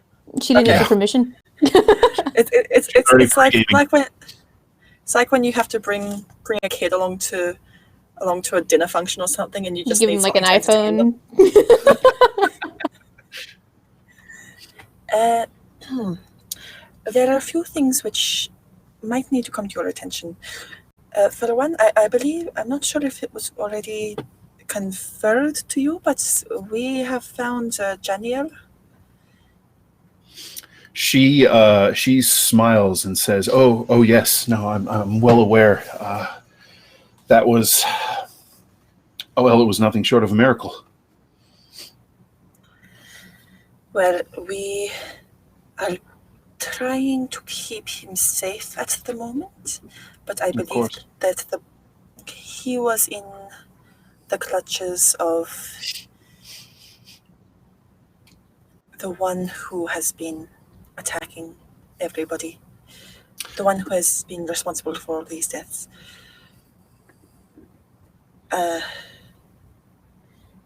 Also tonight with this meeting, I think that you should make sure that you have protection. Sure, her brow furrows. Of eyebrows the pinch together a little. of the And she of the says, "What do you bodyguards. Of the bodyguard sort, not the protection that you normally have in your line of work, I'm sure. I have gotten portents from Wotan that lead me to believe that something will go awry, and that perhaps agents of the Blood Kingdom will be in waiting. All right. So she nods and she says, well, I certainly hope that's not the case, but Atson is working tonight. I'll make sure that I stay close to him and that everyone knows what to do in the case of trouble. Do you have any idea where this trouble might come from, or just have to be on our guard? Well, from what I believe, it will be from physical or metaphorical shadows, and also that it is something from something or someone that we may not expect. Which, of course, makes it so much easier, does it not? She says, well, I'll do my best, and I trust that you'll all have your eyes open just in case. Tilly, half of a burp out. Yeah, I got you covered. Don't you worry. Got my eye on you. Well, that puts Still me just at like ease. high up on a kite at her, speaking to Paula. I'm a great time. I got an eye out for you. Great fights. Great booking. Perfect. Yeah. All right. Anything else you wanted to convey to Kaja or ask her, or does that cover it? I saw Riordan around here earlier with Janelle. Have they stuck around, or do you know where they've gone off to? They have been around. I think they're back down in the sanctum for right now. All right, thanks. Yep, no problem. And she sort of smiles at you and says, if there's nothing else, I should probably get back to making sure business runs smoothly. And you need not worry. We will do our best to make sure that it is all runs smoothly. But I would say to try and make sure that you have someone you fully trust with you, since they seem to be targeting those who have been associating or close to our dear Riordan. All right, that I will do. Be careful, both of you. And she kind of smiles. It will take more than more than some scheming to kill me. Let's hope. I hope. All right. So she smiles and turns and takes her leave and heads back about her business. But you'll notice that she does seem to stay in sight of Atson by the front door and also Drajan behind the bar. So it looks like she's sticking close to people that she knows, or, well, you know, the people that she knows best that can handle themselves if trouble breaks out. Yeah. Oh, Tilly. Aye. You're a bit rosy-cheeked. Oh, I had a couple ales, you know. I don't, you know. Oh, no, not normal. I know what's Okay. Look. All I gotta say is she has a firm handshake and beautiful auburn hair. Oh. I'll see her tomorrow. Is she of the dwarven persuasion, or she? I. Have you made any bets on this fight? It's pretty stacked up, you know. Well, I'm just maybe I'll saying, be- you better put some money in. I might be putting some money in on how quickly you bet her, but I don't know about that, but we'll see. I don't know. I gotta get some work done. Let's go find Rhea then. And she like sits up really quickly and like drags Rowan out of the seat to go find Rhea then. All I right. think that we should leave Riodan to his business. He is with Janiel, but if we can find Graz and our pesky little cloak, then we might be able to commence preparation for this meeting. All right, Glaz and Cloak. It's a good time to jump over to you guys. What's your disposition? A couple hours before go time. I don't know. Yeah, like, what are you guys doing? Are you just kind of hanging around? Glaz is waiting? getting some dinner. Okay, sure. And Yeah. just Dinner sounds good. probably I don't know. He's probably until Cloak shuts him up. We'll just keep talking about the wonders of Bimia and Vril things. And He's not stopped him. yeah. Just letting him go. So, Loke, do you know what Vril is when he's talking when Tall Skull talks about that? Do you know what that out is? of character, I don't know what that is. Okay. It's this wonderful. Sorry. So he goes on just this expansive tirade telling you about these relics and artifacts that were recovered from the ruins of a lost civilization that sank into the sea called Unkashel. And there is a town not too far from Bemia called Casadega, where these master artisans have learned how these Unkashelian relics work. And as they find new sites and uncover these things, they manage to get functioning pieces. So you might find a dozen or more actual relics, and then that'll give you enough fragments to kind of cobble together one functional one. And they are wondrous things that do strange... There are weapons that harness lightning, that can fire like metal projectiles without any sort of bowstring or anything like that. But you need these strange batteries that he tells you about, these strange glass canisters filled with orichalcum and copper discs and a strange briny alchemical solution that creates the power that runs these things. And here's the kicker: it's not magic.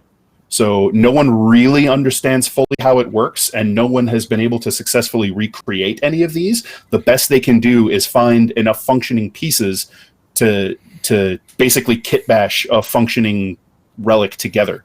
And they can do all kinds of wondrous stuff with this strange energy.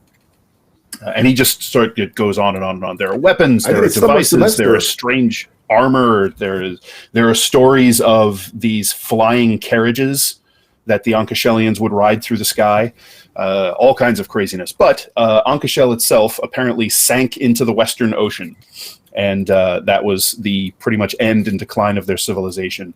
But they have found various ruins that are closer to the ocean surface that they've plundered, as well as what are apparently Unkashelian outposts scattered throughout the Western wastes that explorers have plundered.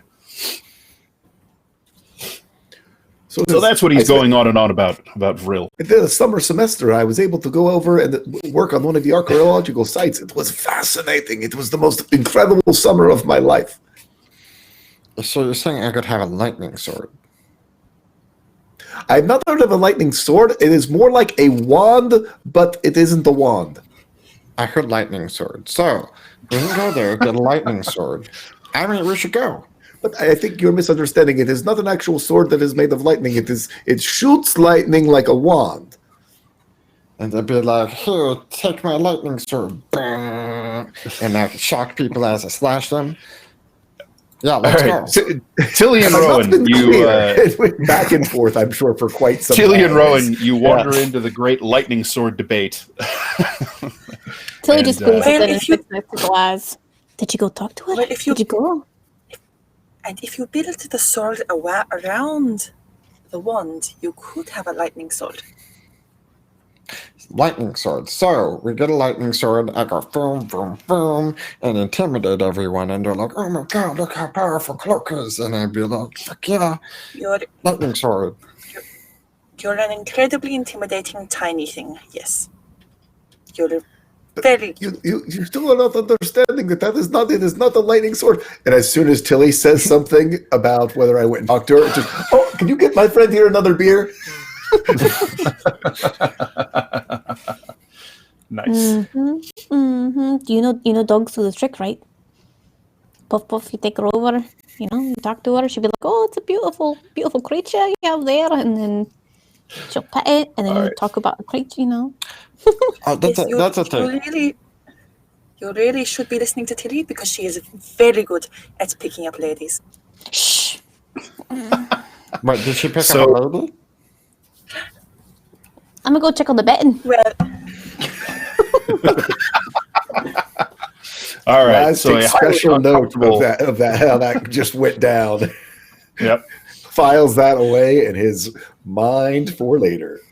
An uncomfortable exchange bounces back and forth, and as time goes on, midnight approaches. The place gets raucous as the gambling around the tables, the betting on the fights, the sound of heavy blows striking muscle and bone down in the sand pits kind of fills the air. You know that there is basically most of the top floor at this point, with the balcony overlooking the fight pits and the main tables. Most of the top floor is being reserved for this meeting that's going to happen. So where are you wanting to set yourselves up? Are you going to be up there? Are you going to be just sort of mingling down in the crowd? I would be. We're not having to broker this, are we? We just No, not at all. You guys kind of arranged for this to happen, and it's up to you how involved you want to get. Did you say there was some like upper seating that has like a view of down there? Because I think There if is we had indeed. a space further back where we could talk, but also where Tilly could see the fights and stuff, I think that would. Yes, you can go up on the second floor, and there are a few larger round tables that are usually used for card games and the like. There's also a secondary bar up there, as well as a few extra rooms, and there's a balcony, and it overlooks both of the fight pits and the main tables. Are you so guys okay grabbing a seat up there where we can hear each other? It's a little loud down here, but I won't be able to see. I'm sorry, did I misunderstand? I thought you were saying that the upstairs had been reserved for the meeting. Most of it, yeah. But I mean, you guys can get But up there's there. some other spots up there too. Okay. Yeah. I would sit at the meeting. Okay. I would Wait, like to be you as want to close get mixed the up in meeting this, as possible. Cloak? I'm already mixed up in it. But I would- we removed ourselves. They did us a favor. We found out about the thing. Then they've had their meeting, and we don't need to have any more Laz. dealings with. Razashan, is there honor among thieves? No, that's why we don't want to be a part of Exactly. this. No, that's why we need someone to keep them honest and someone to stop them from. But we don't Starting an have to all-out anymore. But you realize they could start a gangland war in the middle of the Silk Scabbard if they do not have someone responsible or some people who are responsible and able to help broker some peace. And also, I do not want to be responsible for bringing them here and having them all killed off by some agents of the Blood Kingdom or some other forces from the dark. Did you not get my message? Something is going to go wrong and we need to stop it. But does it mean it's going to go wrong right now or soon? I don't didn't know. Okay, I'm Tilly just just, thinking. oh, you see that punch he just threw? That's crazy. Oh, these guys are I'm good. about to throw some punches as well. Wotan works in very mysterious ways, and I cannot always decipher what he means, but I need to do my best job to make sure that I stop any sort of fuckery from happening. All right. So as you guys are discussing whatever's gonna go down here this evening, you have a pretty decent view from up on the rail, particularly you, Tilly, as the front door opens and a few familiar figures come in. You recognize a couple of people who are wearing the basically the standard leather armor of those low-ranking Black Shield mercenary schlubs. You see a couple of them come in. It Tilly looks will immediately like elbow Rowan so she knows. Oh, Okay. So there's a human woman with the short cropped black hair. You guys have seen her before a couple of times. She was the one who passed you the note about the location that the Black Shields had managed to suss out for you. They come in and they kind bodyguard, right? Yes. You remember her name. Her name is... No, I think... no, you know what? I know her name. You guys haven't found it out I don't yet. think we've ever gotten her name, but yeah, you've never gotten her name, right? So there's her and a male dwarf. The dwarf is wearing. He's actually not wearing leather armor. He's wearing half plate, and he's got the device of the Black Shields. That kind of that shield symbol they have is embossed on the breastplate of his armor. And it's sort of lacquered in black. His skin is this very rich, dark brown, and his hair is braided into a kind of a tight ponytail of many smaller braids. His beard and mustache are actually kept fairly short, and he has a battle axe sort of hanging at his hip, but as you guys watch, you can see there's a strange, like a gem inset into the side of the blade, and it has this strange effect. He kind of has his hand on it every now and then, and it's almost like there's a trailer kind of flowing in the air. The axe sort of leaves this smeared image of itself as he walks. There's something strange about it. So they come in and they kind of mingle around in the crowd, but you can see their eyes are sort of searching around and casing the joint.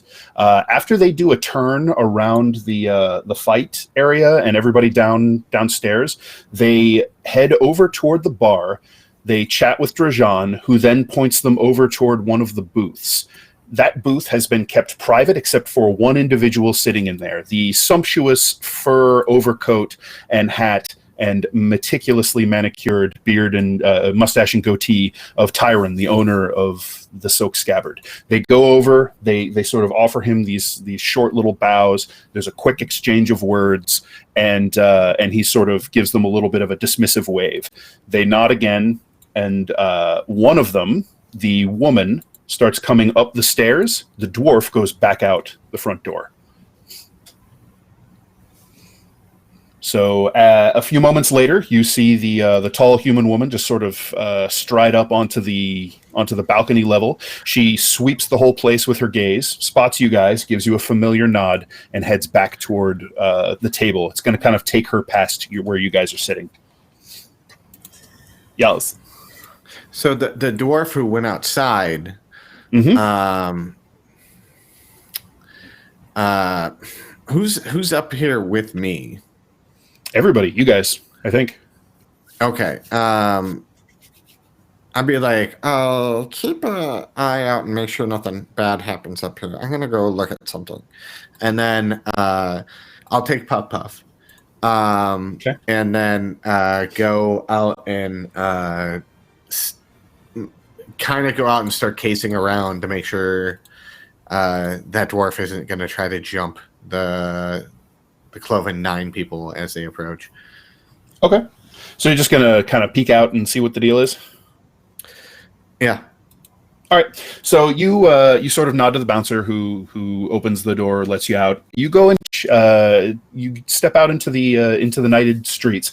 Take a quick scan around, and you see the dwarf not too far away. There is a carriage, and he is sort of like he's got his foot up on the step and is leaning into the open door of the carriage, and it looks like he's just finishing up a conversation, nods and steps back. And you can see the combination broad and thickly muscled and also very well fed form of Vandessian Thrick step down out of the carriage. His thick black hair and beard. It looks like he's kind of stepped his wardrobe up a notch. He's wearing breastplate armor. It looks like it's been freshly polished, and he has a black silk cape kind of fastened at the shoulders with the emblem of the Black Shields kind of running down the lining of one side, and it kind of hangs over his left arm more than the right. It's a little bit off center and has this very a strangely rakish quality to it that you haven't seen from him before. And he heads out of the carriage and starts coming up toward the bar. I don't want to make my presence known. I just want to keep an eye out and make sure he gets into the bar safely. Yep. And then wait out longer to see no problem. when the COVID-9 come up. So you just kind of melt back into the shadows around the corner. They head into the bar with no problem. A few minutes later, which is probably going to put it at about 10 minutes until midnight, you can see a group of people approaching from the north. There is sort of in the middle of this cluster of people, you see that flowing, long, sort of wavy locks, the perfect skin, the white pearly teeth in that million gold smile that he's flashing to people. That's the individual you guys met at the Broken Seal and cut a deal with to have some divination done, if you remember. His name was Valus. And he claimed to speak for the leadership of the Cloven Nine. He is flanked by, you can see, two tieflings immediately on either side of him. One you recognize as the blue-skinned one with sort of the ridge of horns, the woman, the female tiefling that you chatted with briefly at the bar. The other one is a male with this like chalky bone white skin and dark red eyes. Okay. There are a couple of other people around them as well. You see a few tieflings and what look like probably humans of Kariv Wanderer stock from the Ruthenian plain. Thick, long mustaches, horsehide and leather and fur garments. And they make their way straight up to the bar and head in. Okay. I follow in after them. Sure. Pop up and tow. They pull sort of a similar deal as the Black Shields did, just with a little bit less of the solid military precision and more with this casual air of they're just checking the place out. And then, so clearly, everybody goes in at once. The leader doesn't wait outside for his minions to clear it and all that stuff. And they just end up sort of migrating up the stairs. And you guys up on the second floor can see this group sort of tromping their way up. Rowan's probably going to follow them into where they're meeting. Okay. So the meeting is actually happening in the open, but kind of in the back corner. The group, as they come up, the beautiful human man who's kind of leading their whole deal, Valus, and the two tieflings that were kind of his left and right hand, he chats briefly with them. They head toward the table, and the rest of the people with him turn around and head back downstairs. As you guys are watching, you can see that there are a couple other low-ranking Black Shields that have come in and kind of stationed themselves at various points down on the first floor as well. There's a couple watching a fight. Looks like there's a few playing some cards. Looks like each of the gangs have about 4 people not associated with the meeting downstairs, just kind of around, close at hand. I would look at Tilly at this point and be like, I would keep an eye on them to make sure they don't start a fight. I was going to let you guys take a seat back. I don't mind. I was watching the fight anyways. Okay, so as these gang members get kind of settle themselves back towards the table, you can see that the round table in the corner is set up with 6 chairs, and there are 3 Black Shields and 3 Cloven Nine who are settling themselves down around the table. I would go up to that table. Okay, so Vandessian Thrick kind of stands up as the Cloven Nine approach, and he comes around the table and he actually extends his hands to Valus. Valus takes his hand and they shake, and Thrick he smiles, but there's kind of a hard iron edge to it, to his demeanor, and you can see that it's a business smile, and he's putting on a nice welcoming face. But you immediately kind of get the vibe that he is there take no shit and to get some things done. And his voice kind of booms out across the second floor, and he says, "It's good to finally meet you in person. I received your message, and I appreciated it very much. Thank you for coming. I'd like to put all of this behind us as quickly as possible. Why don't we sit? I can introduce everyone to everyone, and we can get underway." And so they all kind of settle in. Rowan's going to just cast a glance over the proceedings and cast a detect magic. And she's sort of not making this, she's not hiding this, she's always making a show of it. Okay, so as you go to cast a spell, all three of the Cloven Nine and the dwarf in half plate all just kind of watch you very closely. You can see the dwarf's hand moves to that axe again, and he tilts his head, but he relaxes. He's the first to relax. Valus looks pretty uncomfortable with you beginning to cast a spell, and the other two sort of look to him for a cue on what to do, and he just sort of shakes his head, and they all just kind of sit and let you do your thing. So you cast Detect Magic. You can detect immediately an aura of illusion swathing Valus, as well as abjuration. And there is abjuration magic on each of the other tieflings as well. There is abjuration cloaking the dwarf, and the gem attached to his axe is radiating magic as well. Not the axe itself, but the little red, it looks like a sort of a cabacon, a smooth oval-shaped ruby that's set into it. I believe that we should drop any pretenses that we have brought to this meeting and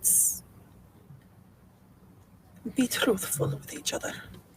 That is the best way that we shall proceed. Valus smiles, and he says, "Oh, don't worry. Everything going on here has already been prearranged." And he looks over to Thrick and kind of... and Thrick says, "Yes, indeed.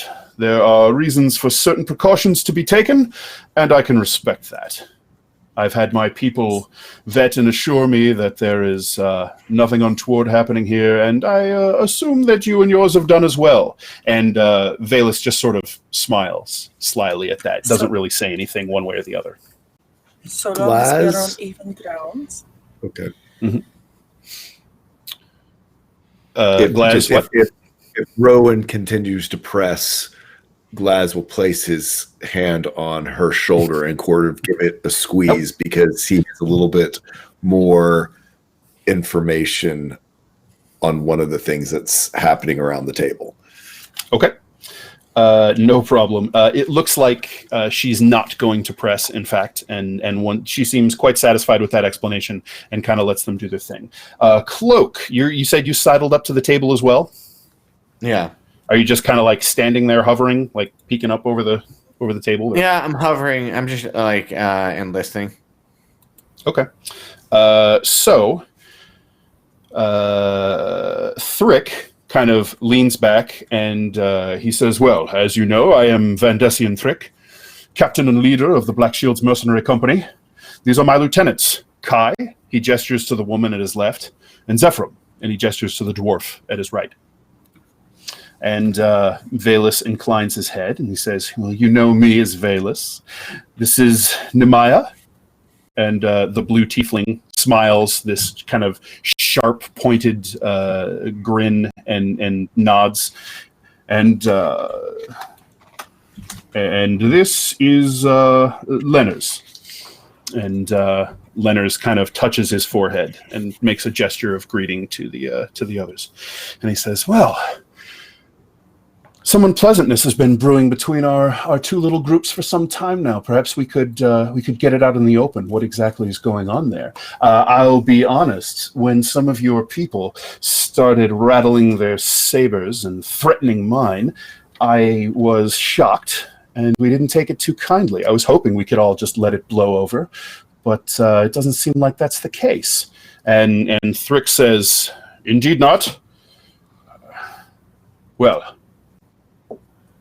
as near as I can tell, there was an incident in the cartways.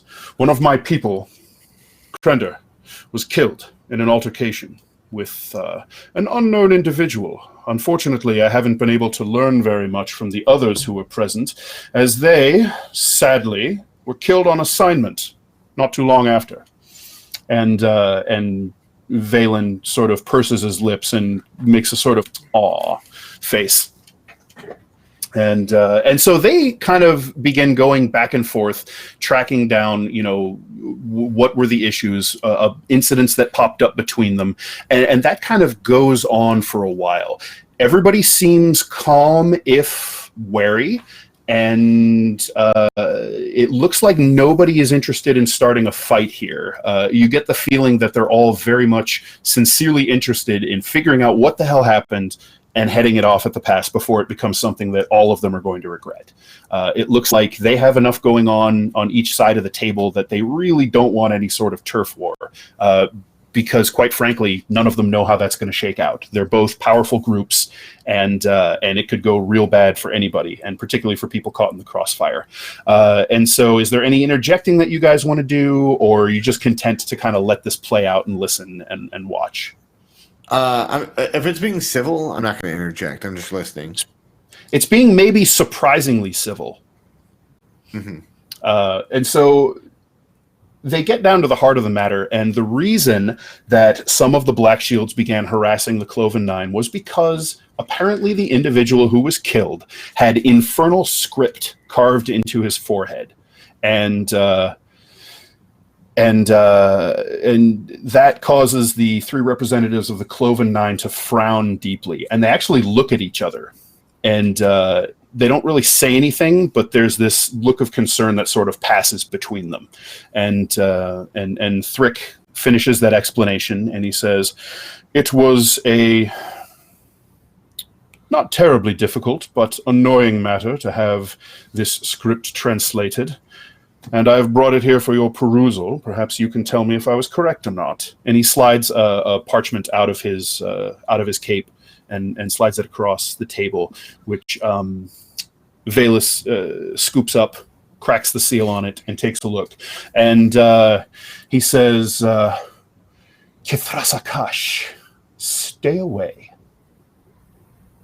Seems accurate, if that's what was indeed carved on your man's forehead. And first, let me state for all present that we had absolutely nothing to do with that. And if I find out that any of our people did have something to do with that, I will be the first to bring them to you for whatever punishment you see fit. And Thrick kind of purses his lips and nods at that. And he says, Where and they all kind of stop and look at you. Kai pipes up, and she says, "He's found in the cartways. Not terribly far from the black market." Cloak, why don't you go ahead and make me a charisma deception check, please? I would love to. fucking excuse me? All right. Not being very deceitful today. Apparently not. No. Okay. I mean, sacrificing a guy might distract you a little bit for a little while. Yeah, he's got a lot on his mind. So Rowan, Cloak kind of coughs a little bit uncomfortably. Maybe his throat's dry when there's talk of the Cartway's black market. Seems maybe significant, but you don't really have any background to know what the deal is there. Is he under the table? Or? No, he's like right up next to it. He's kind of like he's like I'm kind of like hovering in the of background as they talk and just listening. As he does, the two tieflings with Valus just constantly watch him sort of moving around. He's kind of making them uncomfortable. And so, yeah, she says... Do I notice that I'm making them uncomfortable? Oh, yeah. Yeah. They're not really hiding it. I don't want to make them feel uncomfortable. I would kind of be like, I would stop moving and just kind of stay in one area. Sure, no problem. That seems to make them a little less nervous when you're like drifting around the table, kind of going behind people, that sort of thing. At a few points during the negotiations, you can see that Tyron sort of comes up to make a kind of a pretense of going to the secondary bar, talking to the bartender up there, chatting, seeing what's going on. But you're pretty sure he's occasionally checking in on what's going on up here, keeping an eye on things. And he turns and heads back down and doesn't get involved or interrupt anyone. Everything seems copacetic enough that he's not going to mess with it. And so they start talking about who and what that infernal script could possibly mean. And it very quickly comes to light that they're really not getting anywhere. Infernal is rare outside of people who deal with the 11 Hells and its study, but this is Zobek, and you get people from all over here. I mean, hell, you occasionally have representatives from the Master of Demon Mountain who come all the way up here, and he his people would very much be able to speak Infernal as well as Abyssal. So there could be any number of people, as well as some of the diabolism that is known to lurk in the crevices in Zobek itself. And we'll try and gloss over the fact that most of that seems to point to the Cloven Nine. But for the moment, it seems like they're all kind of on the same page that the Cloven Nine, in fact, did not do this and are willing to help figure out who did. And if it was one of their people, they'll defer judgment to Thrick and whatever punishment he deems fit for the murderer who did that. Yeah, I can at least confirm that Thrick was not responsible for the loss of one of your members. We have discovered the source of that one, the disappearance. You're referring to Acta, says Valus. Aye. Right. We'd heard about some unpleasantness regarding that, and strange. There were Knights of the Undying Sun poking around the cemetery where she was interred. Odd that. It's like she got some sunlight sickness or something. Interesting. Right. So they kind of go on and they start talking about territories and places that where they have interests in people, and they basically start delineating turf markers to make sure that they don't step on each other's toes. And so it sounds like things are just sort of ticking along real nicely. Every now and then you can see one or two of the people who the kind of the low-ranking members of the organizations that were down on the first floor. They'll kind of drift over toward the stairs and kind of come up and peek around, but they really don't encroach into the area at all. They don't even really fully come up onto the second floor. They're keeping their asses down on the first floor, and it's sort of like, yeah, okay, you got guys here, we got guys here, everybody's got guys here, let's all just play nice. And that's kind of why those folks are there. As things go on, I would like you guys to go ahead and make wisdom insight checks. Okay. Do I get the bonus double? No, not for this. Okay. All right. Man, Glass is on fire with insight today. Okay. It's not Nice. my day. Yeah, not so much, huh? Let's see. Tilly. Oh, nice. Dirty 20. So we got a 17 to 16, a whopping gentleman's 5 for Cloak, and a dirty 20 for Tilly. Okay. So you guys are kind of keeping an eye out on all of the goings-on, and as the negotiations proceed, and you're really starting to feel relieved that this seems to be going in a comfortable, peaceful, happy direction where there's not going to be something awful happening between these tiefling warlocks and and these battle-hardened mercenaries. One of the Black Shields from downstairs comes up with a little bit of a quick step, not really agitated or upset, looks maybe a little excited, has kind of a half smile on his face. He comes over and he's got, at first glance you'd say he's human, but he has very delicate features, and you can see just a slight point to his ears, and it occurs to you that no, he's not human, he's elf marked. So he has the touch of the elves in his family line somewhere. And he comes up and he like plops his hand down on Thrick's shoulder, and that strikes you as extremely odd. It seems very familiar, not very respectful, that you would expect like a soldier to their commander. And he says, "Hey, boss, how's things going? Everything good?" And Thrick kind of blinks, taken aback by that a little bit, and says, "Barris, everything's fine. Get back downstairs where you belong. What are you doing up here? You know better than this." And you can see a flush. You can see a flush creeping into Thrick's cheeks as this is happening. And Barris, apparently, as this young man is called, just sort of laughs. "No, everything's fine, boss. Everything's good. Everything's great, actually. I just, I wanted to come up and check and make sure that everything here was exactly where it needs to be." And when he says that, Rowan, you go up to push him away, and as he's speaking, there's this glazed look in his eyes that everybody but Cloak catches, and it immediately alerts you. There's a hitch in his voice. There's a look to him. Something is wrong. He's speaking with this almost mechanical sort of clip to his tone, like he's giving this thing that he's rehearsed by rote over and over and over again.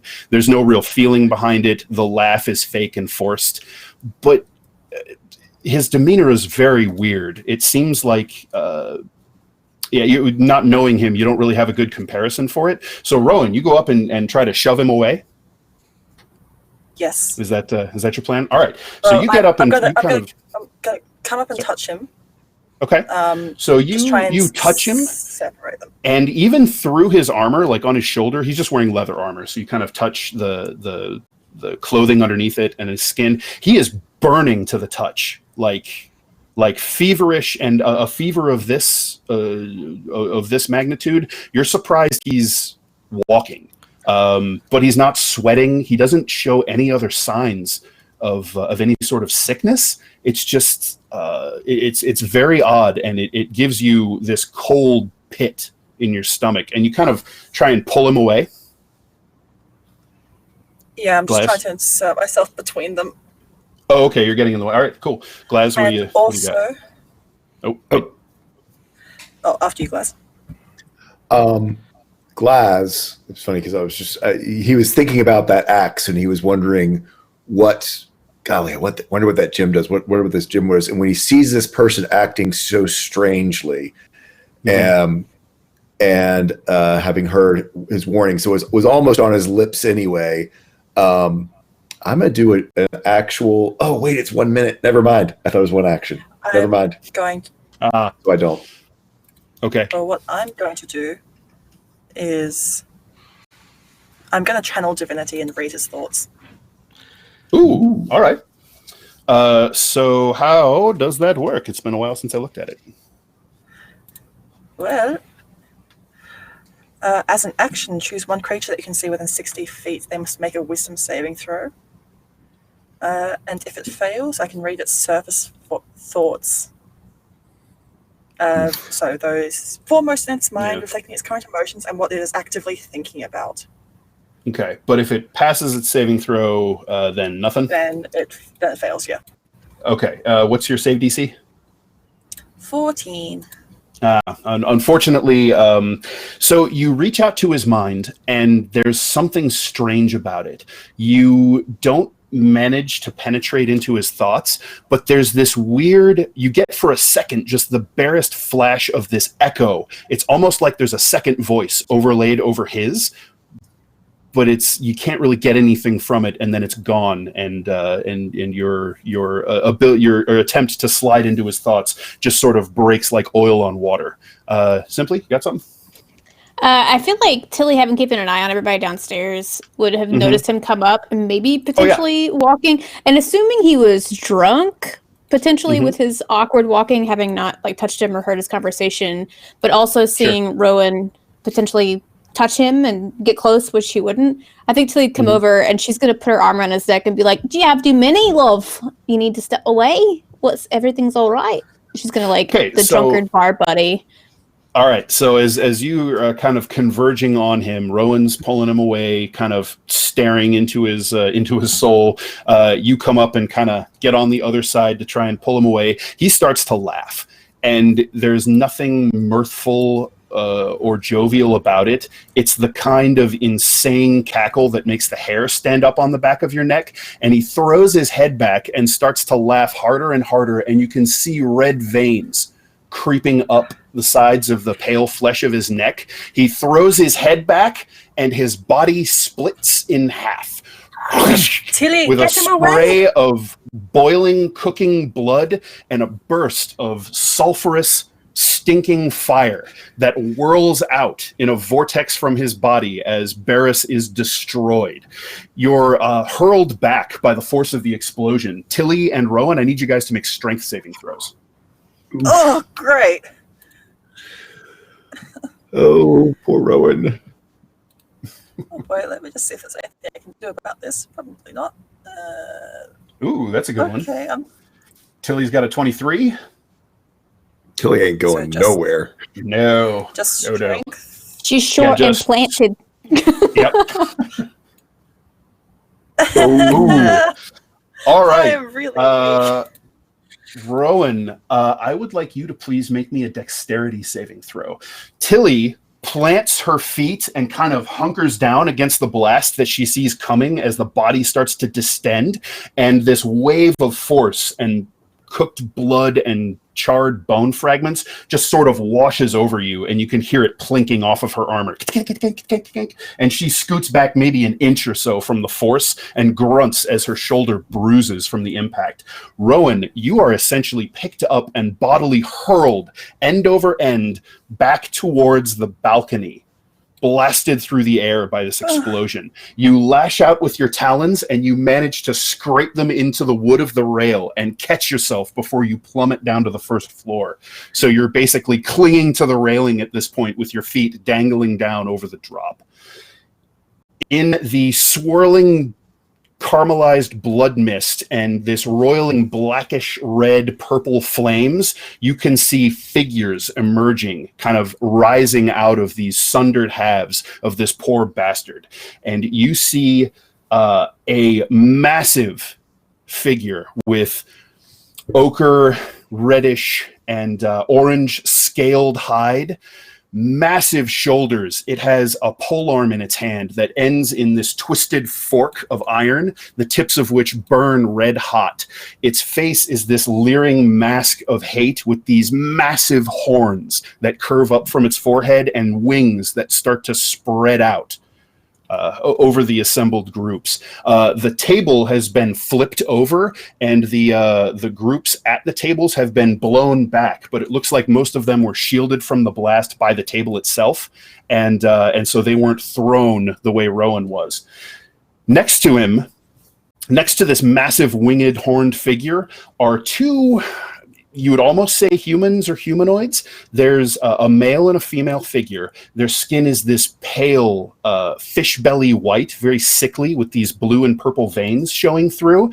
And they are wearing nothing, not a stitch of clothing, but they are wrapped in chains that barely serve the needs of modesty. And these chain veils hang in front of their faces, and these chains, two of them, wrap down their arms and sort of extend like whips or tendrils from their hands. And as they move, there's this slithering hiss of the iron links grating over each other, and the chains are full of barbs and hooks digging into their flesh and scraping on the wood. And so I think that's where we're going to stop this week, and we'll pick it up next time as we're getting nice and close to the end of our time here, and it would be nice to have Will rejoin us next week for this. So I think we're going to pick up next week. Those are 2 chain devils and a horn devil. Yes. Oh, great. Okay. I mean, frankly, it'd be nice to have a paladin here for this. Oh, just saying. Right. It's just at this point, if we start doing this, we'll probably run a bit over, and it would be nice to let Ray get in on this. So next time, we're going to kick it off right with some initiative. Oh, great. All right. So, I had a good time, guys. Thanks for joining us, viewers. Thanks once again for coming along on this dark fantasy ride with us. How did you guys enjoy that? Why don't we go around and talk about how we liked it and where everybody can find you on the interwebs? Simply.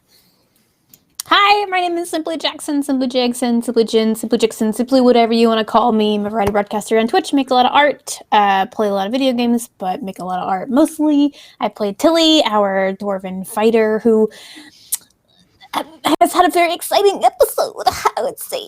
So I'm excited about this. It's going to be fun to actually see her interact with an NPC that she isn't trying to pawn off on other people. Also, more fighting stuff. Yay! I'm so excited. But this episode's been really good. I've enjoyed the interaction between our characters. I feel like it's been fun to kind of see more of that grow. I like that a lot. But other than that, I can't wait for next week. So I'll pass it on to McLogan. Oh, hello there. You might recognize me from such films as Do You Need a Blood Sacrifice? Or or Holy Fuck, Is That a Chain Devil? I'm McLoken. You guys can follow me on Twitter at McLoken. I'm on a bunch of shows. I'm going to be on a new show starting Friday, which is going to be a Rogue Trader. It's going to be episode 0. We're doing character creation. Yeah, I'm excited. And that's going to be on Metamancer's channel. But other than that, yeah, Mondays I'll be on Unmade Games channel playing Numenera. And then here doing some more World Treat Burns. Hopefully not getting caught that he made a blood sacrifice because he can't fucking lie today. So I feel like a lot of things came to light for Simply and Moth today about Cloak that they didn't realize what was going on. Probably. Yeah, probably so. All right. Scarlet Moth, how about you? Oh, boy. Thanks, Dan. You're welcome. I love being a bird. I love being a bird that can't fly. It's great. At least I made that dex save. So, yeah. I'm Scarlet Moth. You can find me on Twitter at that Scarlet Moth. I'm an artist, cosplayer, D&D player, and also probably the next victim of a chain devil. So, I normally like infernal things, but not when I'm being attacked by them. Thanks, Dan. I love it. Happy to help. I do love this game. I love playing it every week. So thank you to our amazing DM and players. And we'll be back with Will next week too, which is going to be fun to see how Riodan handles this. You can find me playing on the channel Almighty Tales on US Monday mornings in the Lost Mines of Fandelver campaign. And I'm going to be starting my own Planescape campaign very shortly. So that's awesome. That's exciting. Alrighty. Yeah, Talkwall. Playing through some of Dead Gods. Yay! Love Dead Gods. What fun! Yay! Portals to hell, letting devils through that are inside of people that fall apart. Yay! That's going to be fun. Glaz is going to be so happy with this. See, we should have not gotten involved. But no, I liked Glaz and Cloak's interaction today. I thought that was kind of fun. Him having a bad day, but Glaz is just Glaz. Glaz is Glaz is like a big troll can hug, like a big troll hug. Sometimes he's a judgmental hug. He could be a little different. But anyway, you can find me all over the internet as Tall Squall. If you go to my Twitter page, Tall Squall, you will find the pinned tweet there that tells you all the places that I am, including Saturdays where I am a DM for my own campaign that's coming up on its 90th session, its 90th episode. Holy crap. and on this Saturday. And so we'll be closing out February, where we are raising money for dedicated endeavors, which helps out veterans. So stop by and give us a check. Awesome. Very cool. You could say that All right. once upon a time, Barris was falling in love, but now he's only falling apart. Falling apart. Yep. All right. So, and I have been your Dungeon Master, Dan Dillon. You can find me on Twitter at Dan_Dillon_1. I love talking D&D. So, yeah, if you have any questions about Midgard campaign setting or D&D in general, hit me up. I'd love to chat. So, yeah, thanks so much, everyone, for joining us. And we hope to see you guys next week. Thank you very much. Please send help. And now I wonder if there's anybody to shut the stream off. I don't know.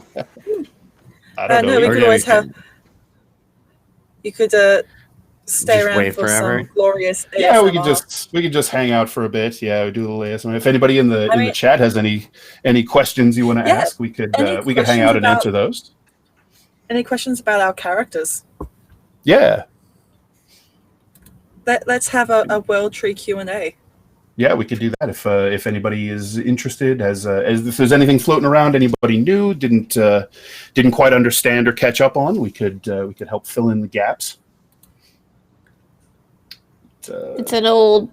This was awkward. Ask me anything. Yeah. Hey, Cloak. What are we gonna do? What are we gonna do to fill airtime? McCloakin, why are you like this? Like what? That's my question. Why am I like what? Just this. But did Well. you watch the Royal Rumble? I did not watch the Royal Rumble because I know what happened. Like I watched bits and pieces with it, which everything seemed pretty predictable. Yeah, that's I'm waiting for after the 31st to see what Kenny Omega's going to do. Sorry, we went wrestling route. Wrestling That's how talk. I- Yes. I don't I know know what some- wrestling is. What was been a Cloak's long, reaction long to time. the chain demons? I don't know. Would Cloak know the different types of devils? You've certainly seen some before. You have probably seen examples of each of those in the past, and the sight of that one with the horns and the polearm is kind of turning your guts to water. That is an extremely powerful devil in the Infernal hierarchy. Yeah. And for someone to have been able to conjure that here is no mean feat, and yeah. So he's probably Yeah, like, oh shit, oh shit, oh shit, oh shit, oh shit. I'm wondering what Glaz's reactions to that's going to be. Glaz is probably a little fascinated, but also is, yeah, it's going to be interesting to see where Glaz lands in ye old initiative to see what happens. Right. Yeah, I'm looking forward to seeing how that shakes out. That could, who knows? We might see some new and interesting things that we haven't seen before. Coming to light then. Don't know. Yeah. Well, I'm wondering if Glaz is going to be exploding that gem on that axe. Well, no, because I think that if anything, I think these things, everyone's going to attack these things. I'm hoping that we're going to see a big alliance between Black Shields and Cloven 9 to help But fight. also Infernal. It could make it worse. These are devils. It Well, yeah, certainly but- is devils, and I would say that the look on the Cloven Nine's face was shock and terror. So they certainly don't look like Glaz "Ha, isn't thinking now that is they go did time. Yeah. Yeah, Glaz isn't thinking they did this. Glaz is thinking that they truly, because Glaz would have thought they were being honest. That, hey, we had nothing to do with this. He assumes that the Cloven 9 were telling the truth, and that this is just as much of a surprise to them, of whatever. So I think that is going to be just one of those things. Quick question for you, Dan, and I think that I am pretty darn sure, but I am not positive.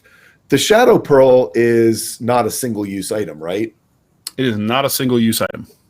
Cool. That is true. Cool. Yep. But I can tell you, I might try to pull the old Cartway shuffle here. Yeah, that's. Have you guys figured out what's going on with the body and the Infernal carved in on it? You? It was. If you guys ever notice when that subject comes up, I always make a face. It's because I'm like, oh. So basically, it was back when we started investigating the Black Shields because we found members that were in the cartways working with this really weird guy. And I went to the, I believe, Lower Zobek, and I started asking around about this symbol and all that kind of stuff. I was walking back to the Upper Zobek, and these 4 guys came out. Holding you were in the cart. You were in the cartways. That was down in the darkness of the tunnel. Oh, You had just left the black market on an off day. You were pumping one of the cafe workers for information on the Black Shields because you guys hadn't really met and dealt with Thrick yet. Yeah. That's what. And so I was in the cartways, and they came out with a lantern. And that was when basically they were like had like swords or clubs out. I can't remember exactly. And there was like one big guy and 3 like regular sized people. And so basically what I did was attack the lantern because they were all human and they couldn't see in the dark, and then use that to my advantage. Killed 2 of them. One of them killed died one. later. Yeah. One died later from his wounds, and then my thought process at the time was to freak them out. I didn't really know about the whole other gang that was tieflings, so in his head I put "stay away" in Infernal to send that message to stay away from me because they had sent that message to me. So I was thinking that Thrick already knew that I had something to do with that, but then I'm really kind of foggy on that. He might have, actually. He mentioned something about some people making some stupid decisions, but the Infernal threw him off because he doesn't know the deal with Neiman. Oh no, I just put a weird language on there to freak people out, and so it worked. And no one knows it's Cloak. You caused a gangland war. Threatened it. Didn't it? Yeah, it didn't fully erupt right now. So for the people in the underbelly of Zobek, when you start talking about Infernal, people in the know are going to immediately think of the Cloven Nine, because if you need infernal magic, assassinations, that sort of thing, that's where you go. They can sort it out. They have all kinds of nasty dark magic at their behest. They can do all sorts of freaky weird divinations if you give them some blood and bone and entrails. You're lucky that you guys had a good offer for Valus, because the usual price is to gouge out your eye. If you want that sort of help from them. So you guys got a discount. But so they have the Cloven Nine have a pretty dark reputation if you're in those circles, and so seeing Infernal cut into someone's forehead, that's immediately where people look. And, now, I have a question for all the cast and for Dan, which Sure. is what has surprised you or your character the most? What has surprised you as players or you as your characters the most this season? Either with something on the overarching plot or something more character roleplay related. Okay, you guys can. I think for me, it's the surprise situation. I mean, Dan's such a good storyteller that whenever we end up coming around to a fight, I'm like, damn it. Like, I think in character, though, I knew there was potential tension between a dwarf and a trollkin, and I think Tilly as a character would have been surprised about Glaz and about his actual kind and warm nature and being well learned and stuff, as opposed to just being something to crush or wanting to crush us. So I knew that was like, is he gonna hate me at the beginning? I don't know, because I didn't know, but I was excited that with some tension and ease, it ended up being fine in character. So He's a gentle Yeah, troll. that's the thing is Glaz was not raised in the North, so it's a very he is not a Dan and I talked this. He's not a true trollkin, but sort of. He's not a raider. Yeah, he wasn't raised He's not a trollkin raider. in that culture at all. Yeah, I mean, he's a college kid essentially. Yeah. Yeah. So yeah. I don't know, Loke. What sort of things have surprised you or Cloak throughout the game? I'm trying to think, like, back to season 1, when Kane died. It was very abrupt. It was just very all of a sudden. One way to end a season, and then with the reveal at the end of it. And if you guys haven't seen it, go watch season 1, and then you'll know what I'm talking about. Finale was pretty good. Yeah. I would say, and then the interactions with Glaz, Riordan, and Cloak at the beginning of season 2, like dealing with like his downward spiral into a shit ton of drugs, all to now where he's like, clean and sober's the way to go, and we're like, what the fuck? But yeah, that's it's been like a roller coaster in this campaign. But I have a blast, and I think I can't wait for it. I mean, tonight was a huge surprise with a man exploding into demons, so that's a thing. Devils, not demons. Devils. I apologize. All right. Devils are lawful, demons are chaotic. Yes, that is very true. I'm surprised Rodan latched onto Rowan so much. Well, I mean, with the drugs, but also how that relationship turned out. But then on a more personal note, I'm surprised that nobody has sort of worked out what Rowan's deal is yet. Yep. So, especially for me, after I accidentally slipped up one time. Yeah. And I think I remember at one point there was you were maybe about to let something slip to Riordan when he was in one of his moods to try and kind of make a connection, but he was like, "Nope, don't care." You were like, "Oh, well, all right." It was. I was like, "Ooh, there was a thing about to happen there. That was cool." Yeah, that was fun. So for me, one of the things that surprised me the most was, I mean, it probably shouldn't have, but it surprised me how hard Kane's death hit Riordan, and what a tailspin and sort of downward spiral that caused for him. It was fun. It was cool. It was unexpected. It caused some, like, that first session where you guys finally met him, and there was that whole like almost an intervention kind of thing going on, and then there was the hey, give us the room moment with the boys, and and Kaja coming in all emotional. Yeah, that was really cool. I was not expecting that to go down that way. That was kind of off the cuff from Will. And I loved where that went, and it created a really cool dynamic, particularly with new characters and new players coming in.